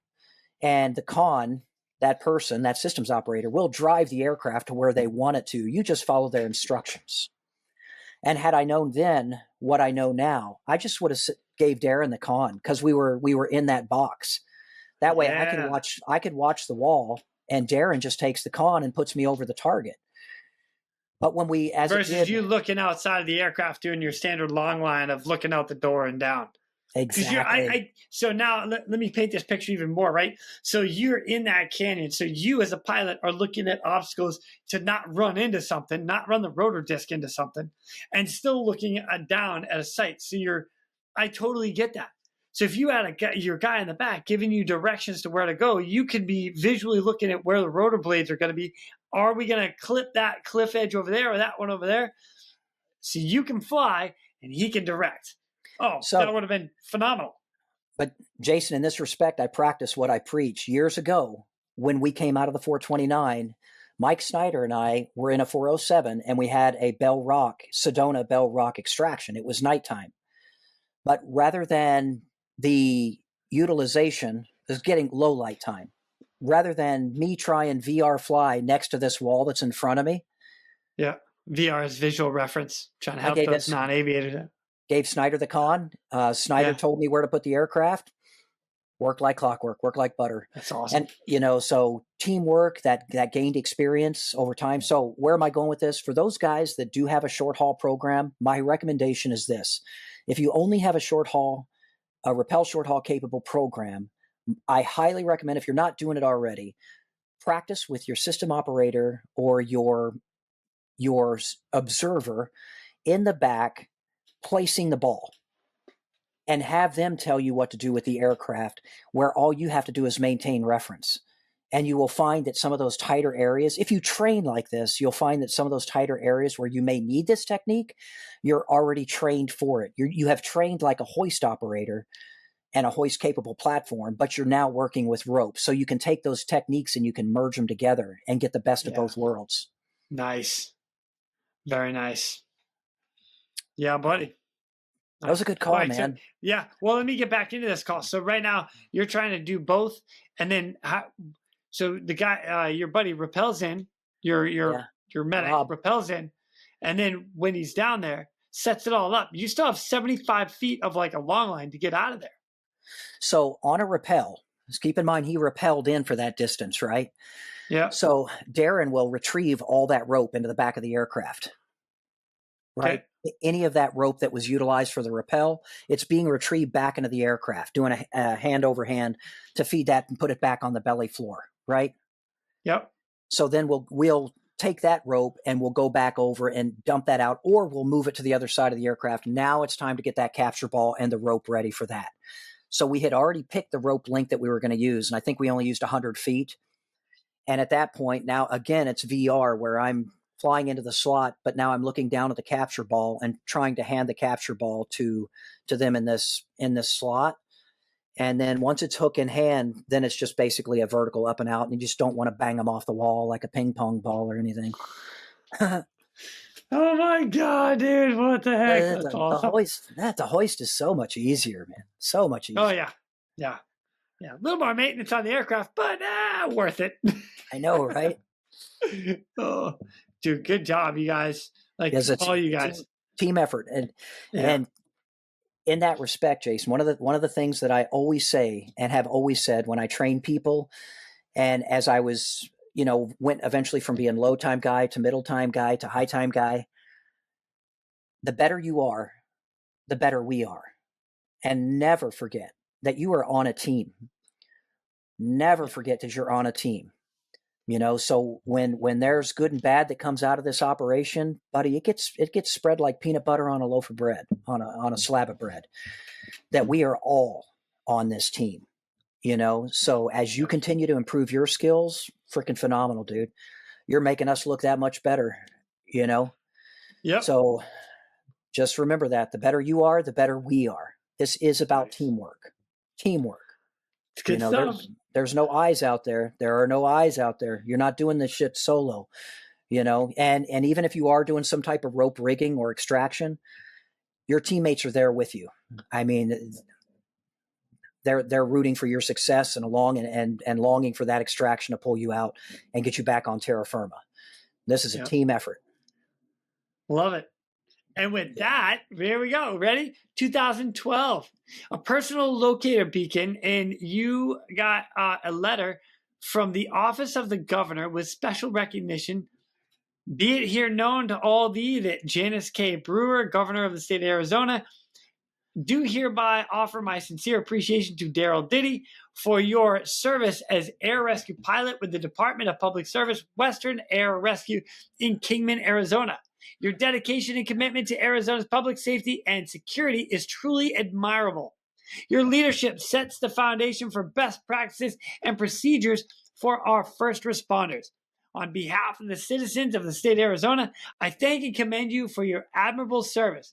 Best wishes for success in all your future endeavors. Signed, Janice K. Brewer, Governor. Man, that's awesome. Yeah. And you get a letter, which is awesome. This letter goes to Rich Thatcher, your aviation administrator. It says this: Dear Mr. Thatcher, thanks for the courageous and expertise of the DPS rescue team of Officer Pilot Darrell Detty and Officer Paramedic Jeffrey Lampard. My grandson and an experienced hiker was safely evacuated on Saturday, March 17th, from the Matazals Wilderness at the Bernhardt Trailhead south of Payson. He had fallen ill and had not been able to hold any food for 3 days. He was weak, disorientated, and lost, and could easily have become a casualty of the wilderness. Officer Lampard was dropped to the earth in very rough terrain. He reached my grandson about half-mile away, where he was met by the chopper. The terrain was much too rough to attempt the landing, so Pilot Detty set one skid on a large boulder while the other skid dangled in the air. He kept the helicopter steady as paramedic Lampard assisted my grandson into the aircraft behind the cockpit. Watching that helicopter come over the mountain that separated the trailhead from the rescue scene was as happy a moment as I can recall in my 71 years. I and my son and grandson shall forever be grateful of Officer Lampard and Detty, to the Arizona DPS Air Rescue and the state of Arizona for making the evacuation possible. Sincerely, Echtel J. Bies Jr. Bro, another letter from the family. Are you kidding me? You guys get them all the time. This is amazing. This is awesome. Man, this was so cool. And when people ask me, like, what was your favorite rescue?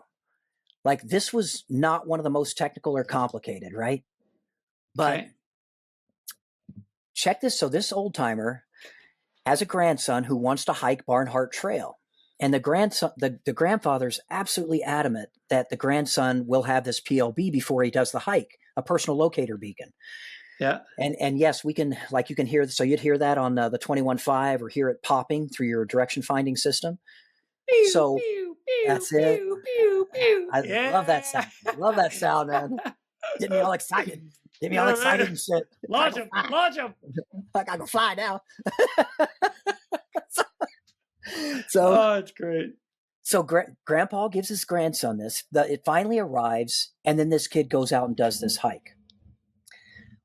Guys, if you're going to go do a hike you've never hiked before, and I ain't throwing shade, man. I ain't throwing shade. But if you're going to go do a hike, check the weather. Like, right? Check the weather. Yeah. Like if this is a 1 day hike, plan on 3. If this is a 3 day hike, plan on 5. I mean, check the weather, because if something turns sideways, how are you going to get out of this? Do you have the gear you need to survive this? That PLB saved that kid's life because he got off trail. And when he got off trail, he went in a spot that we will never find you. Like, there are bodies still in the Grand Canyon that we're never going to find them. They're just bodies that they're at their final resting place. This kid had a PLB that the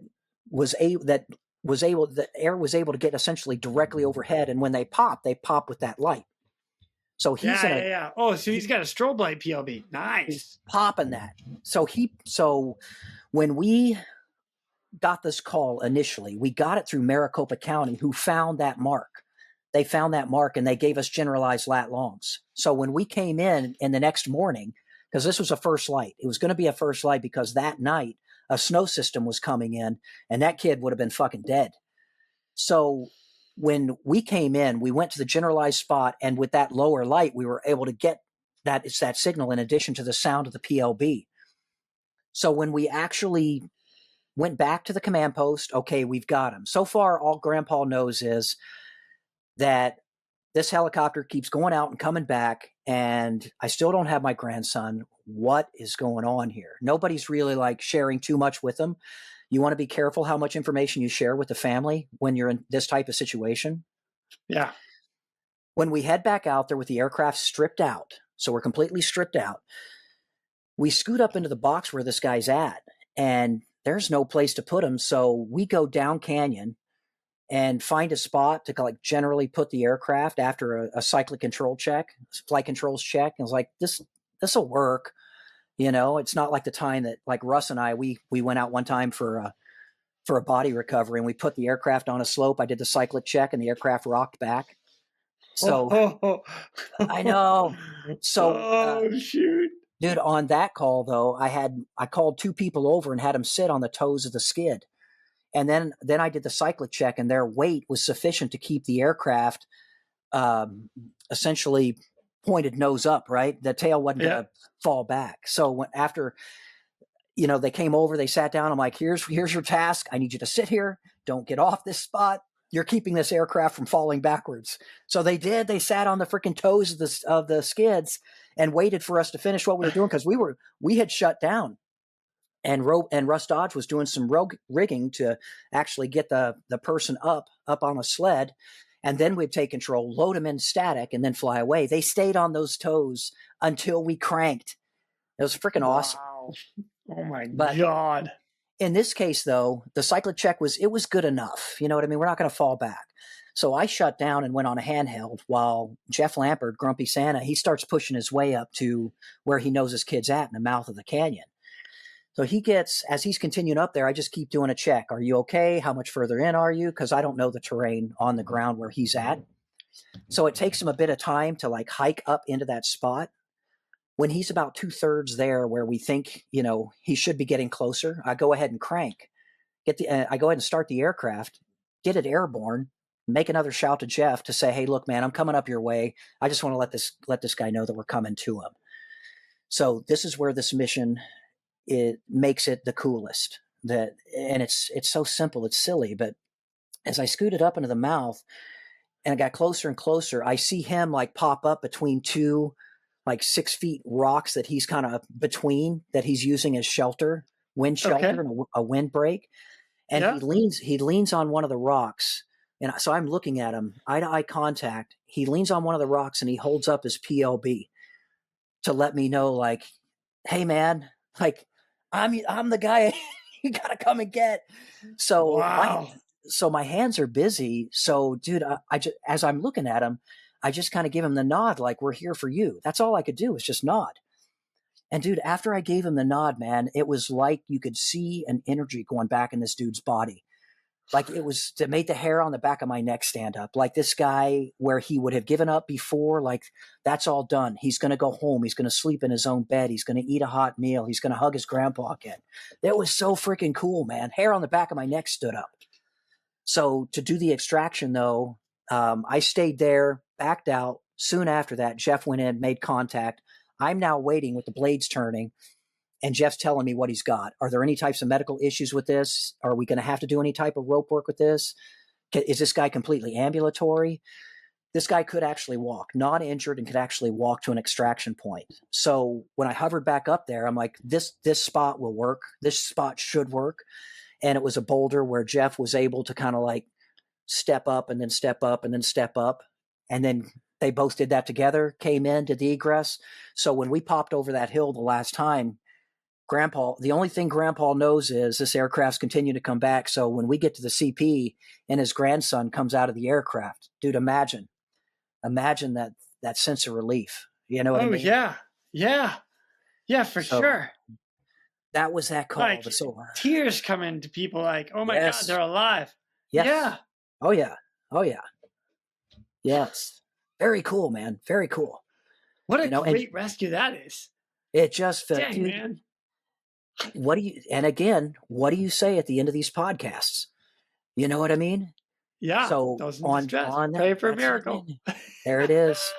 So they get Jeff Lampert and they get me that day, and life is like a box of chocolates.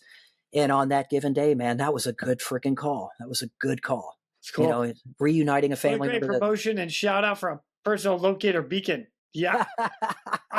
You know what? I have one of my own. I carry one, and I've got Mel is my emergency, my wife. My second is my mom and my dad, which I don't know if that's a good thing or bad thing, but they're gonna know first. So, but I mean, I have one. So if I get in trouble, 406 all day long. All day long. Yeah, I carry it everywhere I go. When I go off trail, if I'm flying, everything. So, Smart. Worth it. Very smart. So, very smart. But yeah, good job, awesome. man. Yeah. Thanks, man. Thanks. All right, let me bring you to another one. Here we go. You're in another article, and this one is this was dated 4/24/2014. The headline: Crews rescue unconscious rock climber at Roosevelt Lake. Crews hiked 2 miles and swam upstream to rescue a man who sustained head injuries and was knocked unconscious from a climbing fall in a canyon at Roosevelt Lake on Tuesday, according to the Tonto Rim Search and Rescue Team. The man's friend called 911 around 1:15 p.m. after hiking 30 minutes back to his car to get cell service. The man told the dispatch his friend was injured after falling near the Salome Canyon on the east side of the lake, located on Tonto National Forest, northeast of Phoenix. A rappel anchor that the climber was using broke about 25 feet above a pool at a waterfall near Salome Canyon, causing him to fall. The fall resulted in a head injury that knocked him unconscious, according to the Tonto Rim Search and Rescue. Tonto Basin fire crews responded to the situation and hiked more than 2 hours to the canyon's mouth, according to a statement from the rescue team. The medic then swam approximately 600 feet upstream to the man's location to stabilize him and prepare him to be airlifted out of the area, said Tonto Rim Search and Rescue. Due to daylight and possible wind concerns, crew prepared 2 different methods of extraction from the canyon, including a vertical extraction and a long line extraction, said Tonto Rim Search and Rescue. The helicopter was called into the scene a little before 4:30 p.m. Once the man was airlifted out, the medical helicopter was expected to take the climber to the Phoenix Trauma Center. After assessing the situation, the DPS helicopter decided they could perform a long line rescue mid-canyon and successfully extracted the man, who was alert and conscious, from the canyon. Once the man was evacuated, crews swam and hiked back out of the canyon. Dude, that's wild. So kudos to those guys, man. The rope teams that are out there in the desert working these calls, I mean, they're coming up with some on-the-spot stuff. Incredible amounts of experience and training that goes into these types of calls.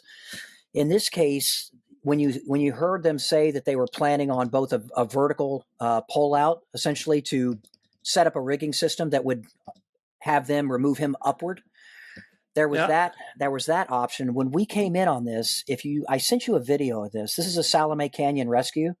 So when we're taking a look at that, Angela and I came over the target. Jeff Love is going to be the rappeller that goes in there. That was, by the way, his first live. So that's memorable for him and I to this day. So we still talk about that. But we looked at that spot and we realized that even though the blades are going to be close on either side of the wall, we had enough room to where if we just come down vertically, we can accomplish that rappel. And then at that point, we had 2 separate lines that we connected to each other to actually facilitate the extraction out of that slot. So as we're coming up, you'll actually see the link point for the next rope, and that second rope continues up. But we have that guy on 2 separate lines coming out of that slot because we didn't have. Yeah, it was pretty freaking cool, man. You'll see a point where I kind of buck the aircraft. I move the aircraft. And in that slot, the way the winds are kind of coming in, they're kind of feeding up, canalizing up through that spot.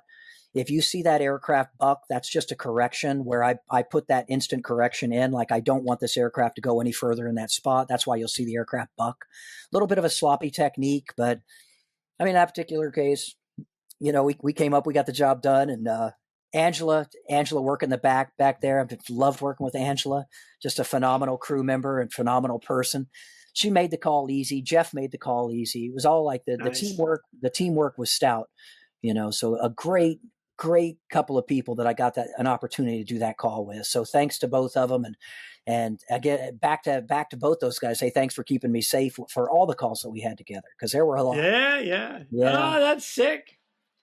Dude, man, I like that. I like that. It's so one of the things that we talk about here quite a bit is just a different I'll call it the different wind variations that you get going in canyons, the downdrafts, the updrafts, and something like that. Having to buck the aircraft to hold it in position, dude, I get it. Like you get a good updraft, and all of a sudden you're getting more power than you want, and I've heard it coming around, especially here in or in hot weather where you guys are at, is where you get the heat and then the updraft. You can literally bottom out the collective and still be climbing. Man, you're spot on. I mean, so you know how it works. There are times when you just get shocked. Like like, where did that come from? Yeah. And if you have any type of shear, and let's say that you're using the wind and then you get shear or lose that wind, like we were doing a hoist once where I was on the skid driving the cable and Jonah was flying, and we had a wind shear, but it was very slow. So if you go back and you watch the video, you'll see we were like 80%, no problem. And then you'll see it goes up to 83. And I've got Mike Allen out on the cable, like 100 plus feet out on the cable. So yeah. Allen's just about 5 feet off the deck, and I'm getting ready to put him on to the insert spot. And the wind shifted at that point all the way to a left quartering tailwind, which caused the pilot to actually grab a little bit more collective. And we went up to 105% torque, which is the absolute top. So as a pilot, dude, I'm telling you where the litter's at. We're locked into this. We can't, there's no moving. Whatever we do to this engine, we do to the engine, right? But the pilot knows at that point, like, we're committed. Keep me posted. We're committed. Yep. So after I didn't drive Allen into the rock. I just continued to slowly lower him down into the spot. He comes off the hook. And I think at that point, we need to do an assessment. Did we blow through some torque limitations? Are we okay? And that's when Jonah's up there, looking at everything. And then as I'm cabling in, announcing the amount of cable that is currently out on the pendant right now, he's doing his check. Okay, it looks like everything's good. We ended up not going through that torque, but that's a particular case where, man, that communication that you'll hear me refer to hoisting as the 3-legged stool. Yeah. And in this particular case, as a systems operator, keeping your pilot and your rescue specialist informed of what you know and what's going on. And this is where it was critical. As I'm continuing to communicate to the pilot, this is how much cable we have out. He's just above the deck. Prepare, he's getting ready to be inserted in 3-2. That type of information can prove invaluable on the 3-legged stool, so that in the event that something goes sideways, you go from 80% torque, and you can see it. It's really slow at first. It goes 80 to 83, 82, 85, 83, 87, 85. And it eventually does that all the way up to 105. Zoom. And it was like that. It was quick. And kudos to Jonah, man. Jonah is very methodic in his flying and his skill set. And on top of the fact that he's 10 times nicer than I could ever freaking be, which I'm very envious of. But that's funny. Jason, all these guys I'm mentioning are guys whose personality traits I wish I could mimic. Unfortunately, I'm stuck with me. This is it, man. That's funny. Hey, I'm good with it. I like it. You and I are getting along great right now. This is awesome. Yeah, man. This is funny. Oh, it's good. All right, man. Dude, I'm going to keep going. You ready? I'm ready. We're going to divert real quick to thank our sponsors. Precision Aviation Group. Mission-critical operators and fleet managers rely on Precision Aviation Group as a worldwide leading rotor and fixed-wing MRO provider. PAG provides tip-to-tail solutions in 4 MRO segments: avionics, components, engines, and manufacturing DER services. A single point of contact gives you access to over 150 million in inventory, globally 24/7. Just call 800-537-2778. Precision Aviation Group. Others sell parts. We sell support. So here we go. You got this is, again, another letter from a family member. This one is kind of fun for me. You told me this story already, and I'm really excited about recapping this one. So here's what the letter says. Mr. Darrell Detty, my name is Kendall. I am a 16-year-old student at Cactus Shadows High School. I currently am going into my junior year with a steady 4.3 GPA. I am writing in regards to my incident that happened last Thursday. My friend Ryan and I were heading home from a lookout point up by Seven Springs where I got a blowout. I hit a pretty deep pothole going a little too fast, and next thing I know, I have to put my spare on. The most frightening part was not knowing how to put it on. I'm extremely thankful that you and your crew spotted us and came to help. Without your help, we easily would have been stranded with no way of communicating to anyone. My family and I cannot thank you enough for ensuring my safety and making it possible for me to return home in a timely manner. Also, you inspired me to pursue something I love to do when I'm older and strive for greatness. Thank you for the motivation and being someone kids at my age can look up to. I look forward to seeing you up and about, and I thank you for all of your hard work. Signed, Kendall. That is awesome. All right. So, like I said, I know this story. What happened? All right, man. There are very few chances in your life where you get to actually possibly alter someone's course or their thinking process just with an act. You know what I mean? Holding a door doesn't do it, right? Sometimes it's got to be a little bit more. Yeah. Jonah and I were out doing his final night vision goggle flight. Jonah's getting ready to be released so that he can go out and do his DPS hero stuff as a pilot with pilot in command with the company. So I'm sitting left seat. We did not have a medic in the back of the aircraft, and so it's just Jonah and I out there flying around. It's obviously under NVG conditions. We look over towards Tonto from the west side of that Tonto basin, and we see a set of flashing lights, and both of us just like, there's nothing there. Like, what the heck is that? There's flashing lights that are over there, like a distress lights, but there's nothing there as far as residential. There is no phone coverage in that spot. So whatever's there, let's go over, let's see what we got. So when we swung over there to take a look at it, that flashing light, there were the flashers on the back of this car. The car was on that single lane dirt road.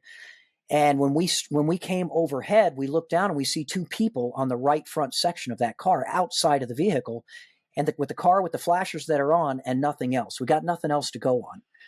So at this point, we just put out the radio. Like, this kind of sparks our curiosity, right? And they're not waving anything at us. There are no signal waves, which is kind of weird, but that doesn't mean that they don't need help, right? Yeah, see what's going on. Right. So we put out the radio that, hey, I think we have called code 34. I think we got a couple code 34s that are down here. We're going to go down and take a look. So we let code 34? I don't know what that is. That motorist assist. Oh, okay. Hey, thanks. So, you gotta help me out a little bit, all right? Yeah, so we have a cop. Yeah, now you are. Yeah. Go forth. Thank you. Yeah. Do I get a gun now? Yeah, dude, I got one. Fuck yeah. Anyway, sorry, I digress. All right, so when we circle overhead, put the call out, hey, we're going to go in, we're going to land, see what this is all about. So Jonah goes in, he makes his landing. Usually I don't wear a vest, but on this, for whatever reason, this time I had my vest. So I'm armored. I've got my vest. I've got my gun and my radio on. Get out to go make contact. As I'm walking up, put out a call to radio about the plate. This is the plate that's on the vehicle. See what it comes back as. And then I go up to the front to start talking with the male and female. And they're younger people. I couldn't tell their age. I just knew they were young. And like, what are you guys doing out here, man? Like, it's freaking pitch black. There's no cell phone signal. You're like, you got a flat tire up here. Like, just change it. Like, you shouldn't be out here, Well, yeah. He couldn't get this younger fella couldn't get the tire changed. He couldn't get the lugs off of this freaking tire. So, it was like, well, do you even have a spare? And he did. And there was actually air in it. And then he gave me one of those star lug, the four lug.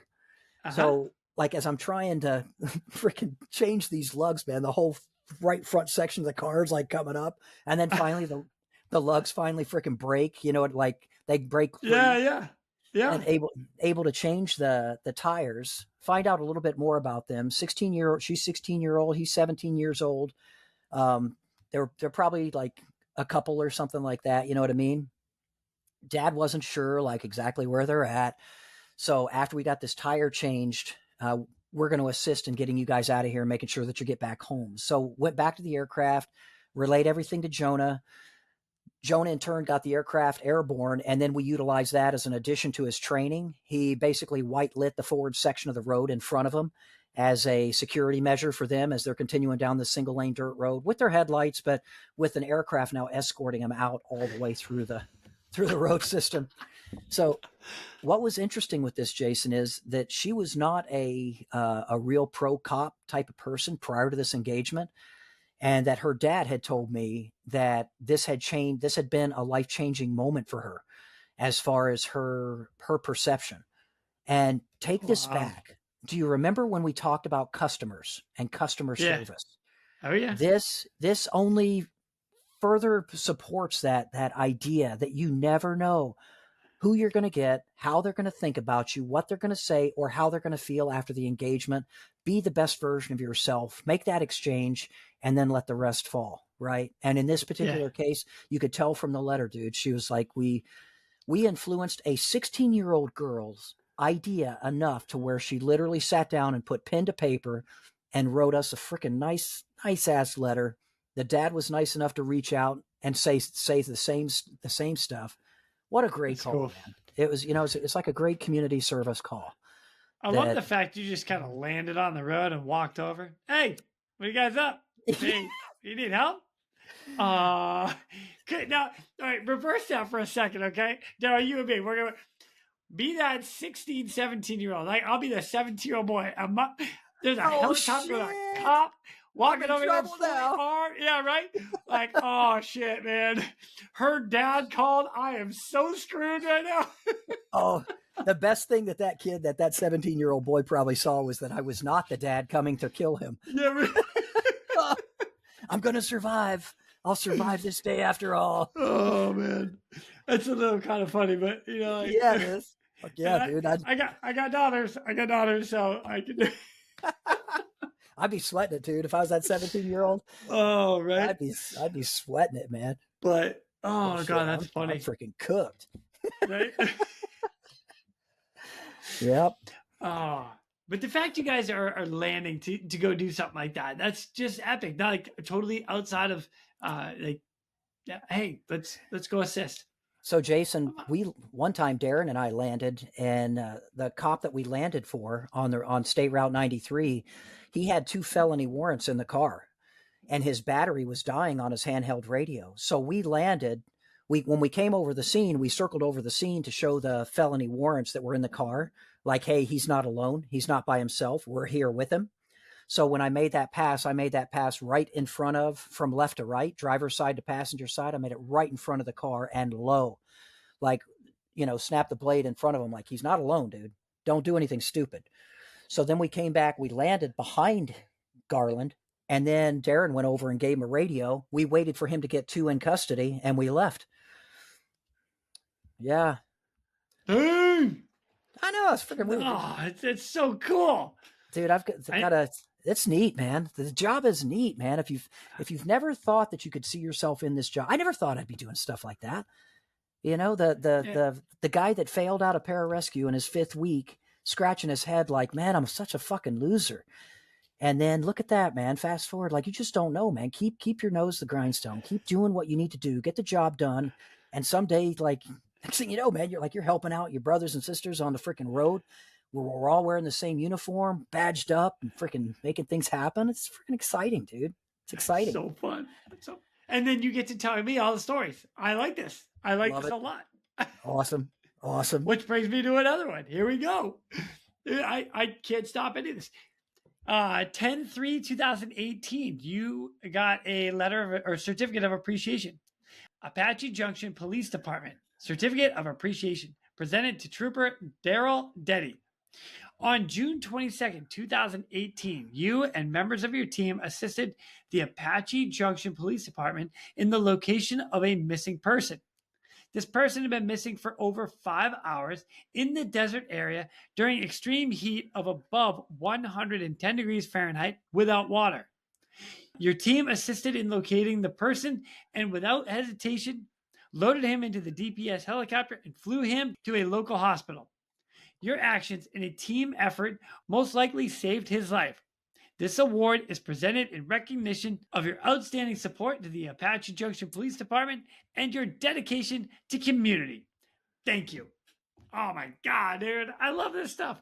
How did like, you guys, all right, so hold on. I want to touch on one thing right here. Multiple, like, not only police departments, but you've got counties that you're helping. So you guys, I mean, you're doing so much, but this one right here, like Apache Junction Police Department, a local police department, dude's been gone for 5 hours, and they're like, "Hey, can you give us a hand?" And you guys are like, "Yeah, we got this." And dude, it's Sick. We've joked about it before, but it's a you call, we haul kind of operation. That if you give us a shout, man, we'll take the call, and we'll gladly take the call. You know what I mean? In this particular case, if you look at Apache Junction, you'll see that, like, dude, this is like, there's homes and stuff around here. Like, why are you sending a helicopter?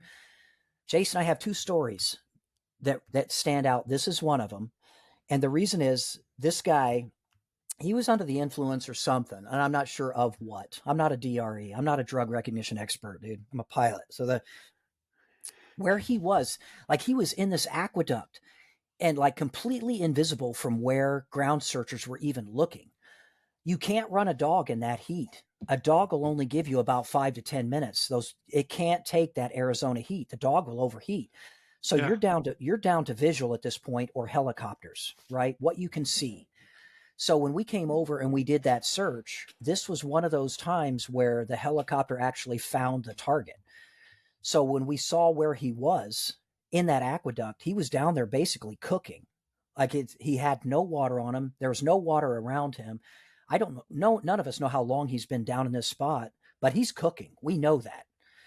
We landed. We coordinated for ground teams to push to him, to that area, and we landed immediately so that medics could get on scene and do an assessment so that we could go into a transport for a heat injured patient. So the things happened that quick, but it's that, kudos to the Apache Junction team who said, you know what? In this particular case, we're going to activate or ask for this particular asset. They got that asset, and we were able to actually be successful to them with the team that was in the aircraft. So kudos to Dan Millen. I believe Mike Snyder was in the aircraft on that one, but to AJ for making that call, because they're the ones that got the wheels turning to save this guy and get him into a hospital, right? We did our part. They did their part too. So, hey, man, that's that second call, though, Jason, where you would never think that a helicopter would be of any use. This was a search and rescue mission put out for an elderly female with Alzheimer's. And it was in a populated area just on the other side of Coyote Pass, outside of Kingman. Okay. This elderly lady had been missing, and it's another hot freaking day in Arizona. But when we found her, she's in someone's backyard on her side. So that's what we see. We're the closest unit, right? Search teams had not yet started to push to the target. They put this request out via PD for a lost person. We treated it as a search and rescue. When we saw her, we landed and we went static. Like, we shut down. So we're literally between people's properties in this particular spot. And when we go up and make contact, dude, like, when you're talking about the importance of the golden hour and working together as a team, and if so, then this, dude, the ants were like, literally, the ants were in her nasal cavities. They were in her mouth. They were, gosh, they were working on her. Like, and she was so heat distressed that she was being eaten from the inside out, and she didn't even freaking know it. Wow, dude. So we loaded her up, get her in the aircraft, and get her over to Kingman Regional Medical Center so that they can flush all the cavities and get all the insects and everything out, because they're probably in her esophagus and everything else.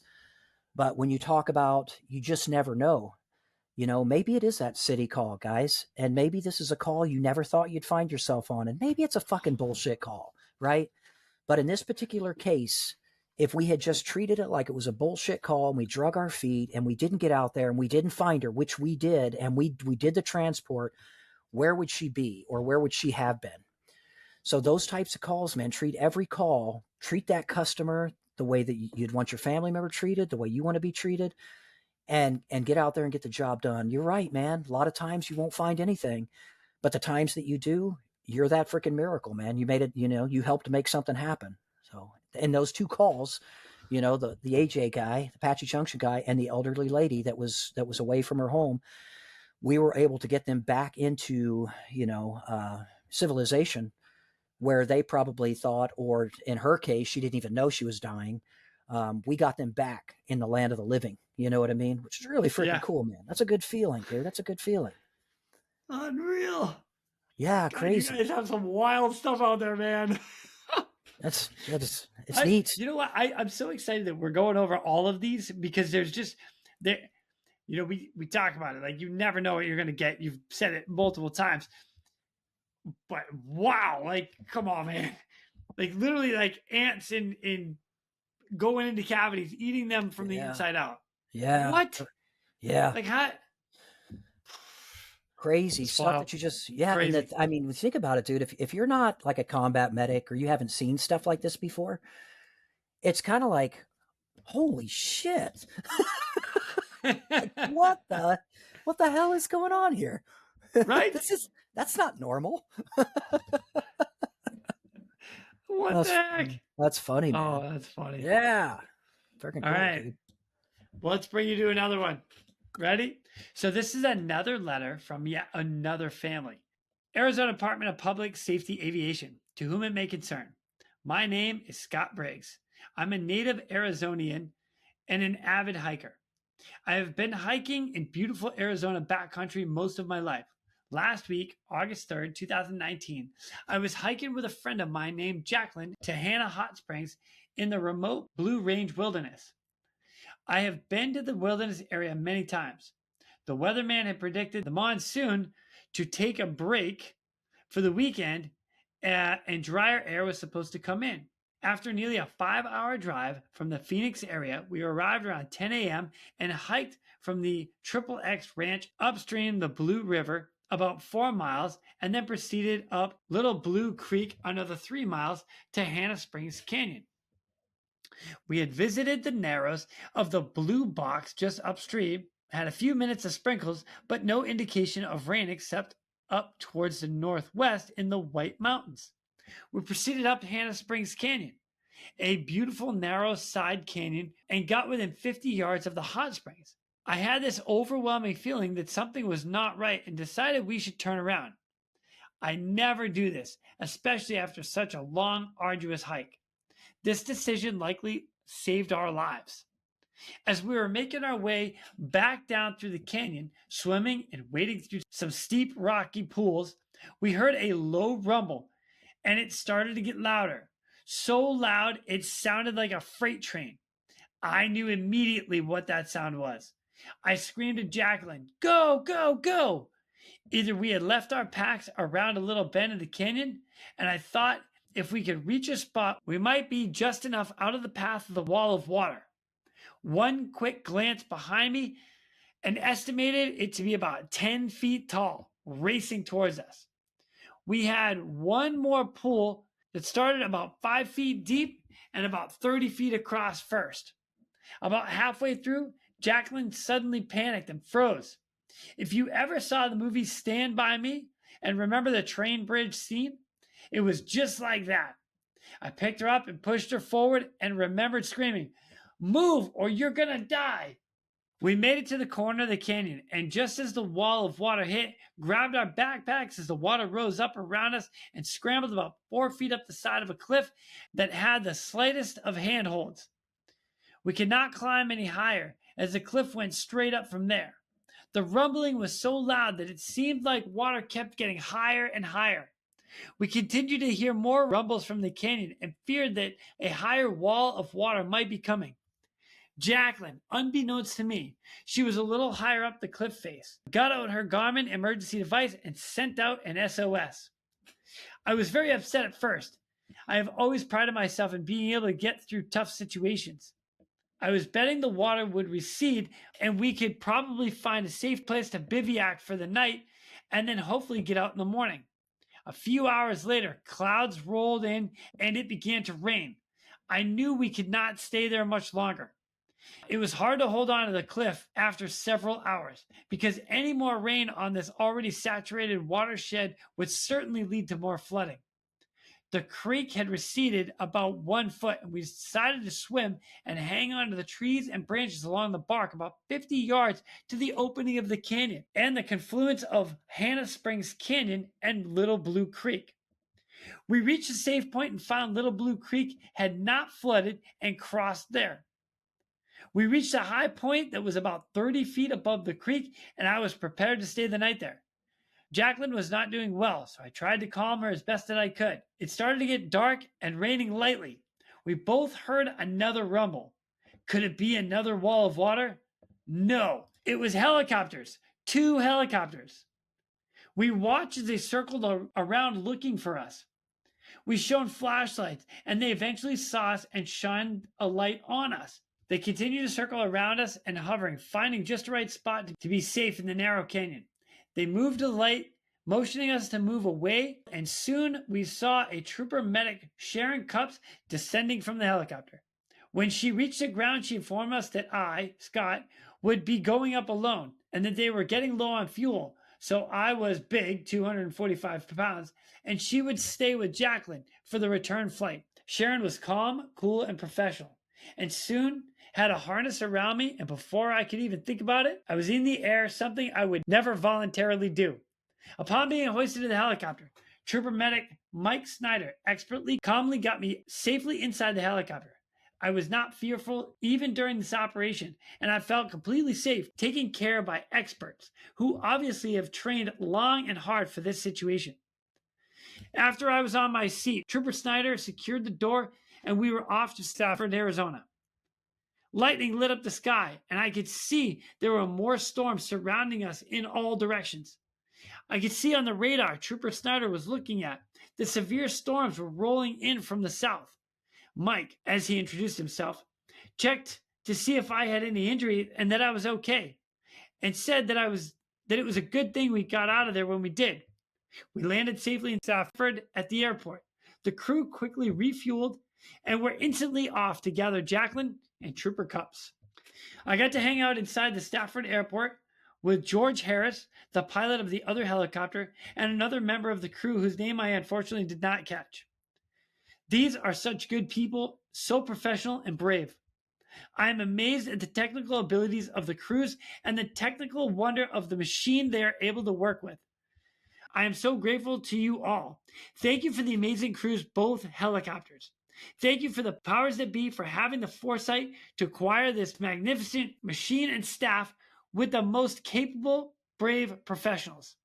With the utmost gratitude, I would like to thank each and every one of your awesome staff. The dispatchers, the Green Lee County Sheriff's Office, Lieutenant Ronald Munns, who guided the crew to our location and graciously later picked us up. Thank you for your dedication, your hours upon hours of training, and your willingness to so selflessly put your lives on the line for others. That is quite simply beautiful. Thank you to the Arizona DPS and those responsible for upgrading these life-saving equipment to be able to rescue someone at night in a deep canyon in the middle of one of the nation's largest wilderness areas. The wilderness in the stormy weather is nothing short of miraculous. Thank you for utilizing tax dollars in such a beneficial way. I do not know what would happen if we had to stay through the night there. I only know I didn't have to because of you. I'm happy to be with my children tonight to share an experience with them that could only have ended badly for everyone. Thank you from the bottom of my heart. Thank you. Sincerely, Scotty Briggs.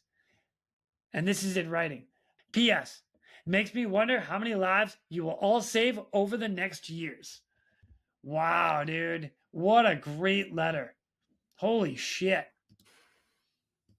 So kudos going back to, DPS aviation. And this started small with, hey, we're in 407s, we're flying around. We have a rappel line that can go out 113 or 115 feet or something like that. We only have 100 feet of short haul capability. Like maybe we should extend our capabilities a little. So then we got into those connecting two lines and doing longer short haul capabilities. And it went from that to, man, if only we had something that could get people out of these tough spots at night. You know what I mean? Is that even feasible? And it's like, well, yeah, they're night vision goggle hoists. I mean, right now the 305th Special Forces group, they do nighttime hoists, but why don't we look at that? You know? So watching DPS Aviation's progression from, the Hillers to the 206s to the 407s to now the 429s with day-night night vision goggle hoist capable platforms, an MX-10 camera system on this thing that can literally give you high-tech military grade, vision of what's going on the ground. They're taking it correctly into the future and handling this the way that it should be handled. So kudos to an entire mass of teams. And you heard him mention the dispatchers. Those are the people that just never get enough respect. Never. And when you actually listen to the tapes of some of these calls, cool, calm, and collective, man. Just cool cats. And they get the job done. They give the information that's needed. And then if it's like a booter cop or something like that, they'll actually kind of cue you in like, hey, don't you want this? And then the cop will think for a second and be like, yeah, I want that. And then yeah, buddy. Then the dispatcher will turn around and just treat it like it was their idea. Like, oh, okay, well, we'll send that to you, But a lot of teamwork goes into any one of these. This was the reason there were two helicopters on this is that we weren't sure of the utilization of the aircraft that we had. 2 DPS aircraft responded to this. It turned out going into a nighttime hoist, which at that point in time, Central Rescue was the team that was capable of doing that. The other teams had not been trained to that level yet. So we were the ones that facilitated that. And what was interesting about that, man, I don't know what weather check this guy did, dude, but when we picked him up, did his extraction, and we took him back to Safford so that we could dump him off, make a turn, like a fuel turn, and then go back out and get Sharon and the other person. Dude, it took us twice as long to get back to Safford and then back out because there were thunderstorms that were popping with mountains obscured. So we were trying to navigate through different saddles and things like that to get back to them because that storm system that was coming in, and it was freaking big, man. We were Snyder and I were dodging systems to get back, and these were embedded systems, lightning strikes and embedded thunderstorm activity, so that we could get him to Safford and then get back and facilitate the extraction of our other crew member and other patient. So it went longer because we were fighting a weather system to get back into that remote section. And Safford was the closest fuel site. We had no choice. We had to plan bingo fuel around Safford. It was all around Safford. It was pretty neat. Wow. By the way, trip. That's a flash flood, man. What he described, that's what a flash flood's going to sound like. It sounds like a freaking freight train, and by God, I mean, good call. Try and get to high ground. But so the next thought that's going through my head is Sharon down there. Like when she leaves, like, all right, I'm going to send you up. I'm going to stay with her and we're just going to chill here. And, like at one point in the night, because I've been the rescue guy on the ground, you're looking around like, I wonder, wonder if we can move up or get, Sharon, I want to know what's going through your head there. That's all I want to know. when you look at that spot, they went as high as they could on the rocks that they were at. Yeah. So, but they were still safe from even the largest flash flood that could hit that spot. Good. Yeah. Yeah. So they were in a good spot where they were at, but again, they were pressed against a wall. So the easiest way to do it is just cable work, man. Cause I can't get that. Yeah. I can't get down there and do an ingress. I can't get the blade that close, and we're not going to have you come down into the riverbed and that section where there's swift water running and things, and you could get swept away. Yeah. Just stay where you're at, man. We'll send you the cable. We'll be back. That's awesome. Yeah. God, that's so awesome. That was cool, man. Bro. Snyder as usual, man. Snyder's he's got a PhD on driving that cable, dude. He's good on that cable. Oh, that's crazy. That's awesome. All right, man. I'm gonna go to another one. So you got another letter right here, which is it's interesting. And again, you and I have I love this because I've actually heard some of these that you've talked about and or that we're gonna go over. And this one was one of them, which is super cool because you have actually some pretty cool video footage of this as well. But let me bring this one up. So this is again another 2-page letter. Sometime in September 2022, and I asked my daughter if I would be able to take my grandchildren to Winslow with me to see our family business and what their great-grandparents' legacy was. I also asked my son Jeffrey to drive with me to Winslow later that month. For good reasons, I was alone on September 28, 2022, on my way home from Winslow to get back to my family. I frequently have grandkids over and I enjoy time with my husband, golfing and doing what retired people do. The following is what changed me in a good way. I was driving southbound on Highway 87 in Happy Jack when I saw a car coming toward me driving normally at a normal speed, but it was in the wrong lane on a narrow 2-lane road. I watched this car from a long distance away and observed it not attempting to return to its lane. This was all happening quickly, but I expected the car to correct its course.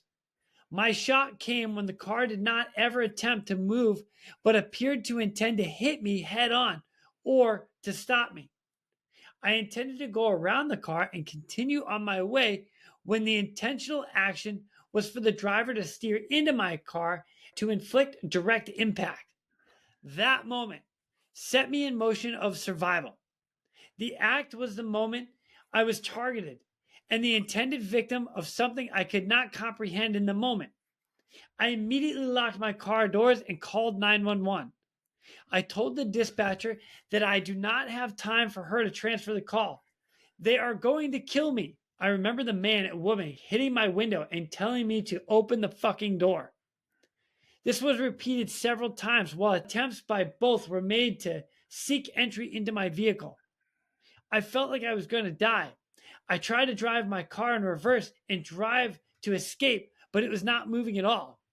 What haunts me is this.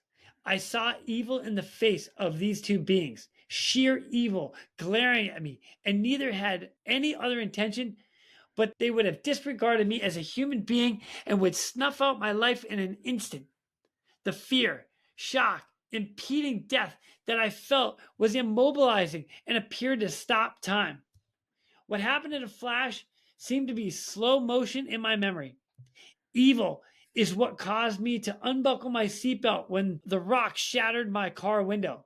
I climbed over the seat to escape, but my exits were blocked by the impact. The door was open, and I was a hostage of two evil beings in my car. I felt the evil hold my arm.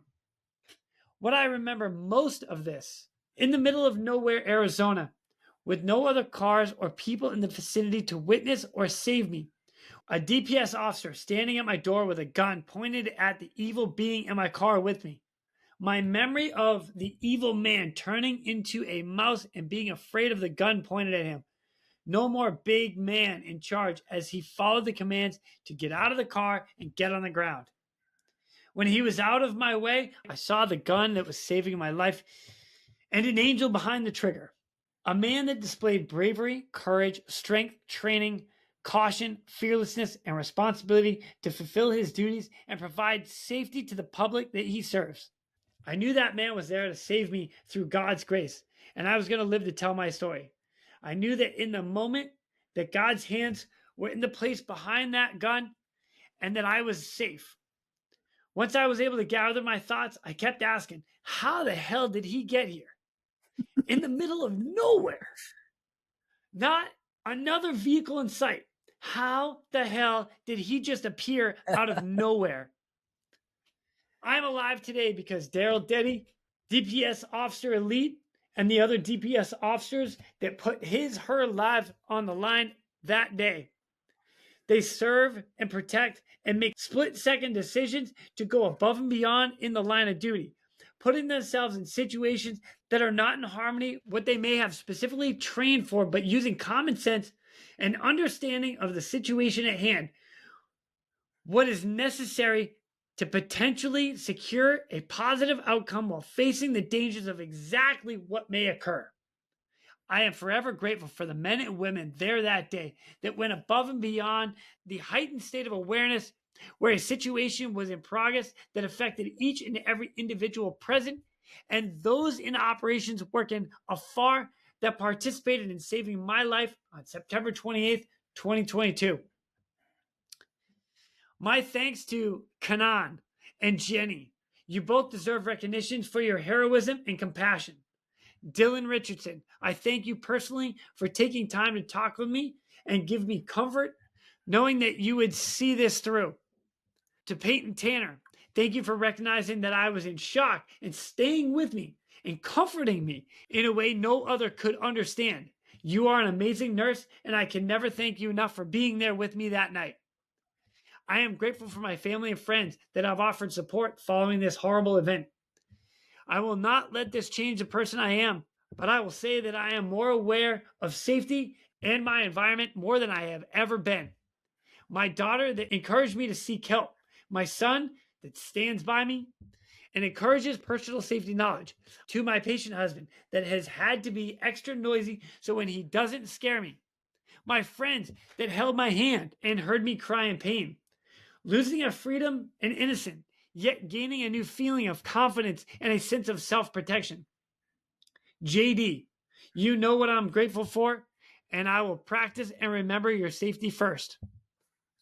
Evil is in jail, locked up like caged animals. Be kind to all our public safety in uniform. They also face these demons daily. Forgive, be kind, and pass on your kindness to those less fortunate. Know your surroundings. Do not be vulnerable. Be safe. Damn, man. Holy cow. That's a survivor. Friggin' deep. Yeah, she's a survivor, Ooh. man. Kudos to her, because this could have gone any other direction, up to and including self-termination after she had experienced this kind of action. But I'll tell you about the call, what I can tell you about it. I won't go into too much detail, but we got to meet that day after 52 minutes of being overhead. The call dropped out initially as a stolen vehicle. So when we arrived on scene, we were over by Mount Ord, 87 northbound. And it was easy to find the freaking car, this white car that's, leading the pack, and you've got a bunch of PD behind them, and they're all northbound. This guy's, they make an attempt for a pit or a grapple. There's a pit. It was a fail. That amps the guy up, and he continues north on 87. To my knowledge, he was wanted for things other than just the theft of a vehicle. There was also theft of monies at some point along this call, suspected. We weren't entirely certain the number of individuals that were in this car. Rumor had it there were two, one male, one female. When we stayed with this call, it was kind of interesting. I was actually flying left seat in a 429, and I was driving the camera system that day, and I'm a terrible camera operator. Eric Tarr was in the back. So Eric Tarr, kudos to him, man. He picked up my calls that I should have been making. He picked up those calls, mile markers, traffic violations, whether or not this guy was aiming for vehicles, etc. And, the types of violations that are later going to be used on that tape in prosecution. So the person that's in the right seat flying is Mike Overlees. Overlees was a relatively new hire that we got with DPS. And as coincidence would have it, Overlees and I were together at Fort Carson, Colorado back in the late 90s. And he was in the sister ship of the 58 Delta troop. So I was in Pegasus troop, and Overlees was in another 58 Delta troop. So we knew each other knew each other or of each other for the last 20 plus years. So when I got to see Mike again, I'm like, what are you doing here, man? So that's awesome. It's the guy that's flying in the right seat. And great stick, great personality, great person. I know how Mike flies. He's a safe pilot. He's a smooth pilot. Like, he's methodic. So with him in the right seat, me on the camera system, I don't have to be as concerned about training him per se, as much as he got it. Like, we're in this. This is it, right? This is the miracle somebody's looking for. And at this point in time, we have a relatively new DPS pilot, a very experienced, one of our most experienced, combat medic, troopers in the back calling this thing, and then me, an inexperienced camera operator, driving the camera system for this and trying to keep track of what's happening. If somebody bails, right, we mark the map, we put people around it, etc. This guy never freaking bailed. At one point, he does pull his vehicle after he goes through Payson. He aims for a couple cars. He does wrong way, multiple motor vehicle violations. He does aim his car towards some people. And like at that point, we knew this guy could care less. If this guy hits somebody, he could care less. He's not even with it, man. So we followed him all the way through Payson. There were multiple units that were behind him. And those units, after witnessing and hearing the radio reports of the types of behavior that we were seeing, they backed off. Because at this stage of the game, law enforcement can become liabilities from a monetary standpoint. If they excite this individual to the extent that someone else gets hurt, he wrecks into another car, he hits somebody with his own vehicle, now all those agencies that are in tow behind that vehicle are subject to liability, right? That's just common sense, man. Big pockets, big pockets. So they backed off and we had the call. This guy stayed like this from the time we picked it up until things really started to get active. We stayed with him about 45 minutes on the tape. So we're watching this guy. When we notice that there's unusual behavior is he had been driving normal. I'm zoomed in on the car and he goes into the southbound lane. He's northbound, but he goes into the southbound lane. I zoom the camera out and that's when we can actually see our victim driver of vehicle number 2. That's when we actually see that vehicle come into the frame of view. He strikes the right front passenger door, immobilizing that section for egress. So when the victim stated that they climbed over the seat and made an attempt to egress the vehicle, that's why they couldn't egress the vehicle, is because it was blocked by impact. So she's stuck. She's barricaded.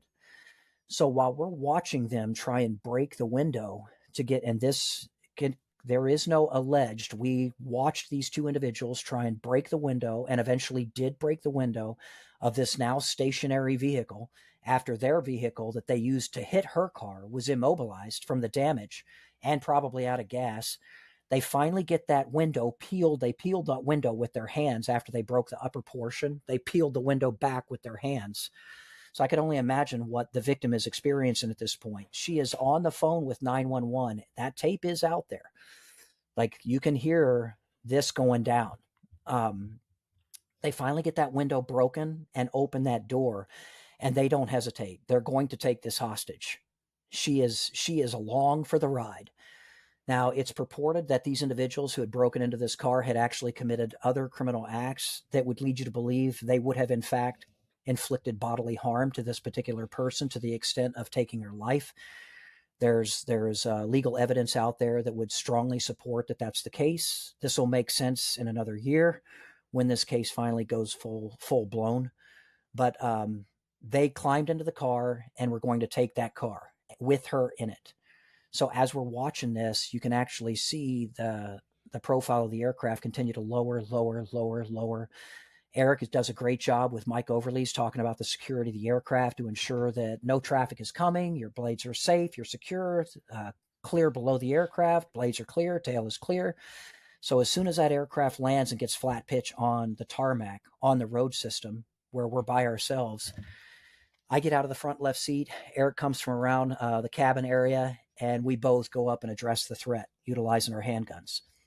Fortunately, those individuals complied with us to the extent that we were able to actually put 2 people into custody at that point. And then it's about 5 to 7 minutes after we had already made the decision to land the aircraft. We've got 2 in custody. We've essentially de-escalated the scene. I'm trying to give her a hug, the driver, the victim, to let her know, like, hey, man, everything's going to be okay. You're okay. You're safe. It's going to be all right. Then you see a unit pull up.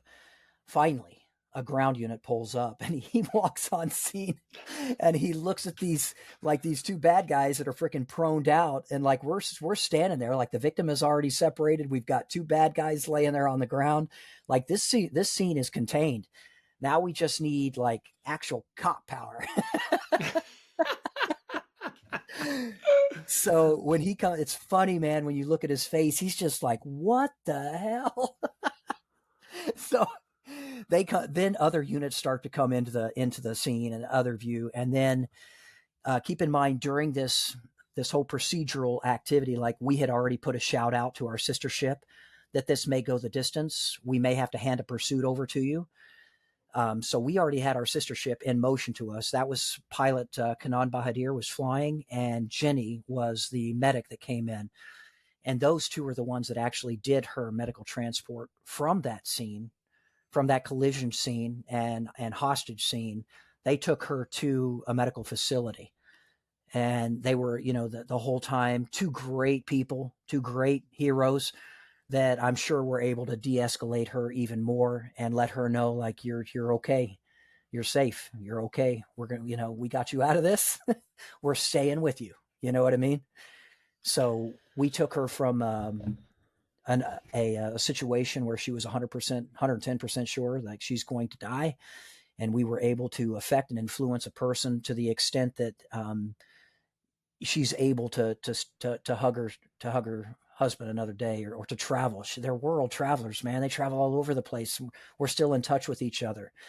And dude, like the first time that I actually got to talk to her, I'm not kidding, man. Like I was tearing up talking to her because the last time I saw her, I was like shoving her down against the tarmac because everybody is guilty in that car until we can divvy it all up. Right. Right. So as everybody's getting peeled out of that vehicle, everybody gets the same treatment until you don't. So after I stood her up and I gave her a hug, and like you could feel the emotion, from her, like, and no matter what you say, man, you're not going to pull him down. Like you can't, but how you present yourself can give them a solid footing on what direction they'll take next. You know what I mean? So the hugs and the assurances and everything I did, like, is it okay if I give you a hug? Cause she's in PTSD, man. Like she's straight up in shock. But team members, teammates, training, mad respect for the victim of this particular vehicle. She's a freaking warrior. She's my hero as much as I'm hers. Like when she could have handled this any one of 1,000 ways and said, I'm just giving up. She could have. I've had friends that have had guns pulled on them and they break down. I've had a gun pulled out on me. Like until you get that situation, you're not sure how you're going to react. She handled it like a freaking hero, man. She took gun training courses. She got back in the saddle. She drives by herself. You know what I mean? She's back to driving by herself again. And an incredibly appreciative and wonderful person that I'm fortunate enough that I got to meet, and we still talk frequently. So her phone number is in my buffer and mine is in hers. The other day she reached out to me and said, Darrell, do you have a second? I have a question. Within 5 seconds, I'm on the phone with her. Like, are you okay? Is everything okay? So boy, that's that story, man. There's more that'll come out later, but yeah. Eric Tarr is a freaking manimal. Like when he came up and he put hands on, because I still had my gun out on the guy, but Eric Tarr came up and went into cop mode pretty quick and put that guy on the ground. And Eric's not the kind of guy I'd mess around with. You know what I mean? So, and kudos again to Mike Overly's, man. Like as we were descending the aircraft, I kept, not like Mike needed to hear me say this, but I just kept saying, take your time, take your time, take your time. Overly's didn't need me to say that. I think I was saying that more for me. Maybe I was trying to like calm myself down more because we were already talking about, dude, we're coming out of the holster on this one. This shit is not going to go down. It's not going to happen like this in front of us. And keep in mind at this point, we still don't know if they're armed. So whatever threat we're going up to address, this is something that could go a direction that you can't change the direction once you're in that path. Yeah. So that was a cool call, man. Cool freaking call. A cool call. box of chocolates, baby. Box of chocolates. Bro. Yeah. Holy smoke. Crazy. I don't know if there's anything that's going to top that one, but I'm going to keep going. Let's We do got a this, couple man. more to do. All right. Because, and I, like I said, I mean, I appreciate you just sharing your entire career, or the big memories that stand out to you in your career, and a few extras that has been thrown in there. So here's this one. We're going to divert real quick to thank our sponsors. Axnis. The Axnis PNG wireless ICS system delivers cutting-edge wireless ICS technology to any aircraft as a fully integrated system or as a carry-on, carry-off mobile base station. The PNG wireless system is the right solution for any mission. So this is a letter directly from the SAR coordinator of the Coconino County Sheriff's Office. And here's what this one says. Another 2-pager. Gosh, you and your 2-page letters. Good Lord. All right, here we go. March 17th, 2023. To whom it may concern. It is my honor to nominate the crew of the Arizona Department of Public Safety Central Air Rescue on duty Ranger 1 on January 8th, 2023 for the rescue of an injured climber on Queen Victoria Spire in Sedona, Arizona. The crew consisted of Trooper Pilot Detty, Trooper Medic Tar, and Trooper Medic Dodge. I was a Coconino County Sheriff's Office Search and Rescue Coordinator on duty and served as the incident commander on the incident. On January 8, 2023, at approximately 17:15 hours, the Coconino County Sheriff's Office received a report of a female climber who had become stuck in a crack at the beginning of the second pitch on Queen Victoria Spire. Her knee had slipped in the crack while she was trying to use it for leverage to climb to the next hold. Her climbing party attempted to free her knee using several methods, including pouring water into the crack. When all efforts failed, they called 911 for help. With short days in early January, they anticipated cold overnight temperatures and possible complications from having a limb stuck in a rock crack. I conducted a call out to the CCSO Mountain Rescue Team and requested assistance from Arizona DPS Central Air Rescue as they had a nighttime rescue capability. I initially spoke with Trooper Medic Tar and briefed him on the situation as we knew it. He advised me that while they were in service, they were not hoist capable at that time due to only one hoist trooper medic on board. He later contacted me and advised me that Trooper Medic Dodge was available to be picked up from Mayor to make Ranger 1 hoist capable. Ranger 1 responded to Mayor to pick up Trooper Medic Dodge, and then they headed to Sedona. I arrived on scene at approximately 1900 hours, and Ranger 1 arrived shortly after. Ranger 1 was able to conduct an aerial reconnaissance of the site and determined that they thought they could insert Trooper Medic Dodge to the site to attempt to free the climber. The CCSO Mountain Rescue Team had several members on scene who had climbed that route and were selected to be part of the alternative plan, which involved inserting 4 rescues from the top of the spire with technical rescue equipment to build a ground-based rescue system.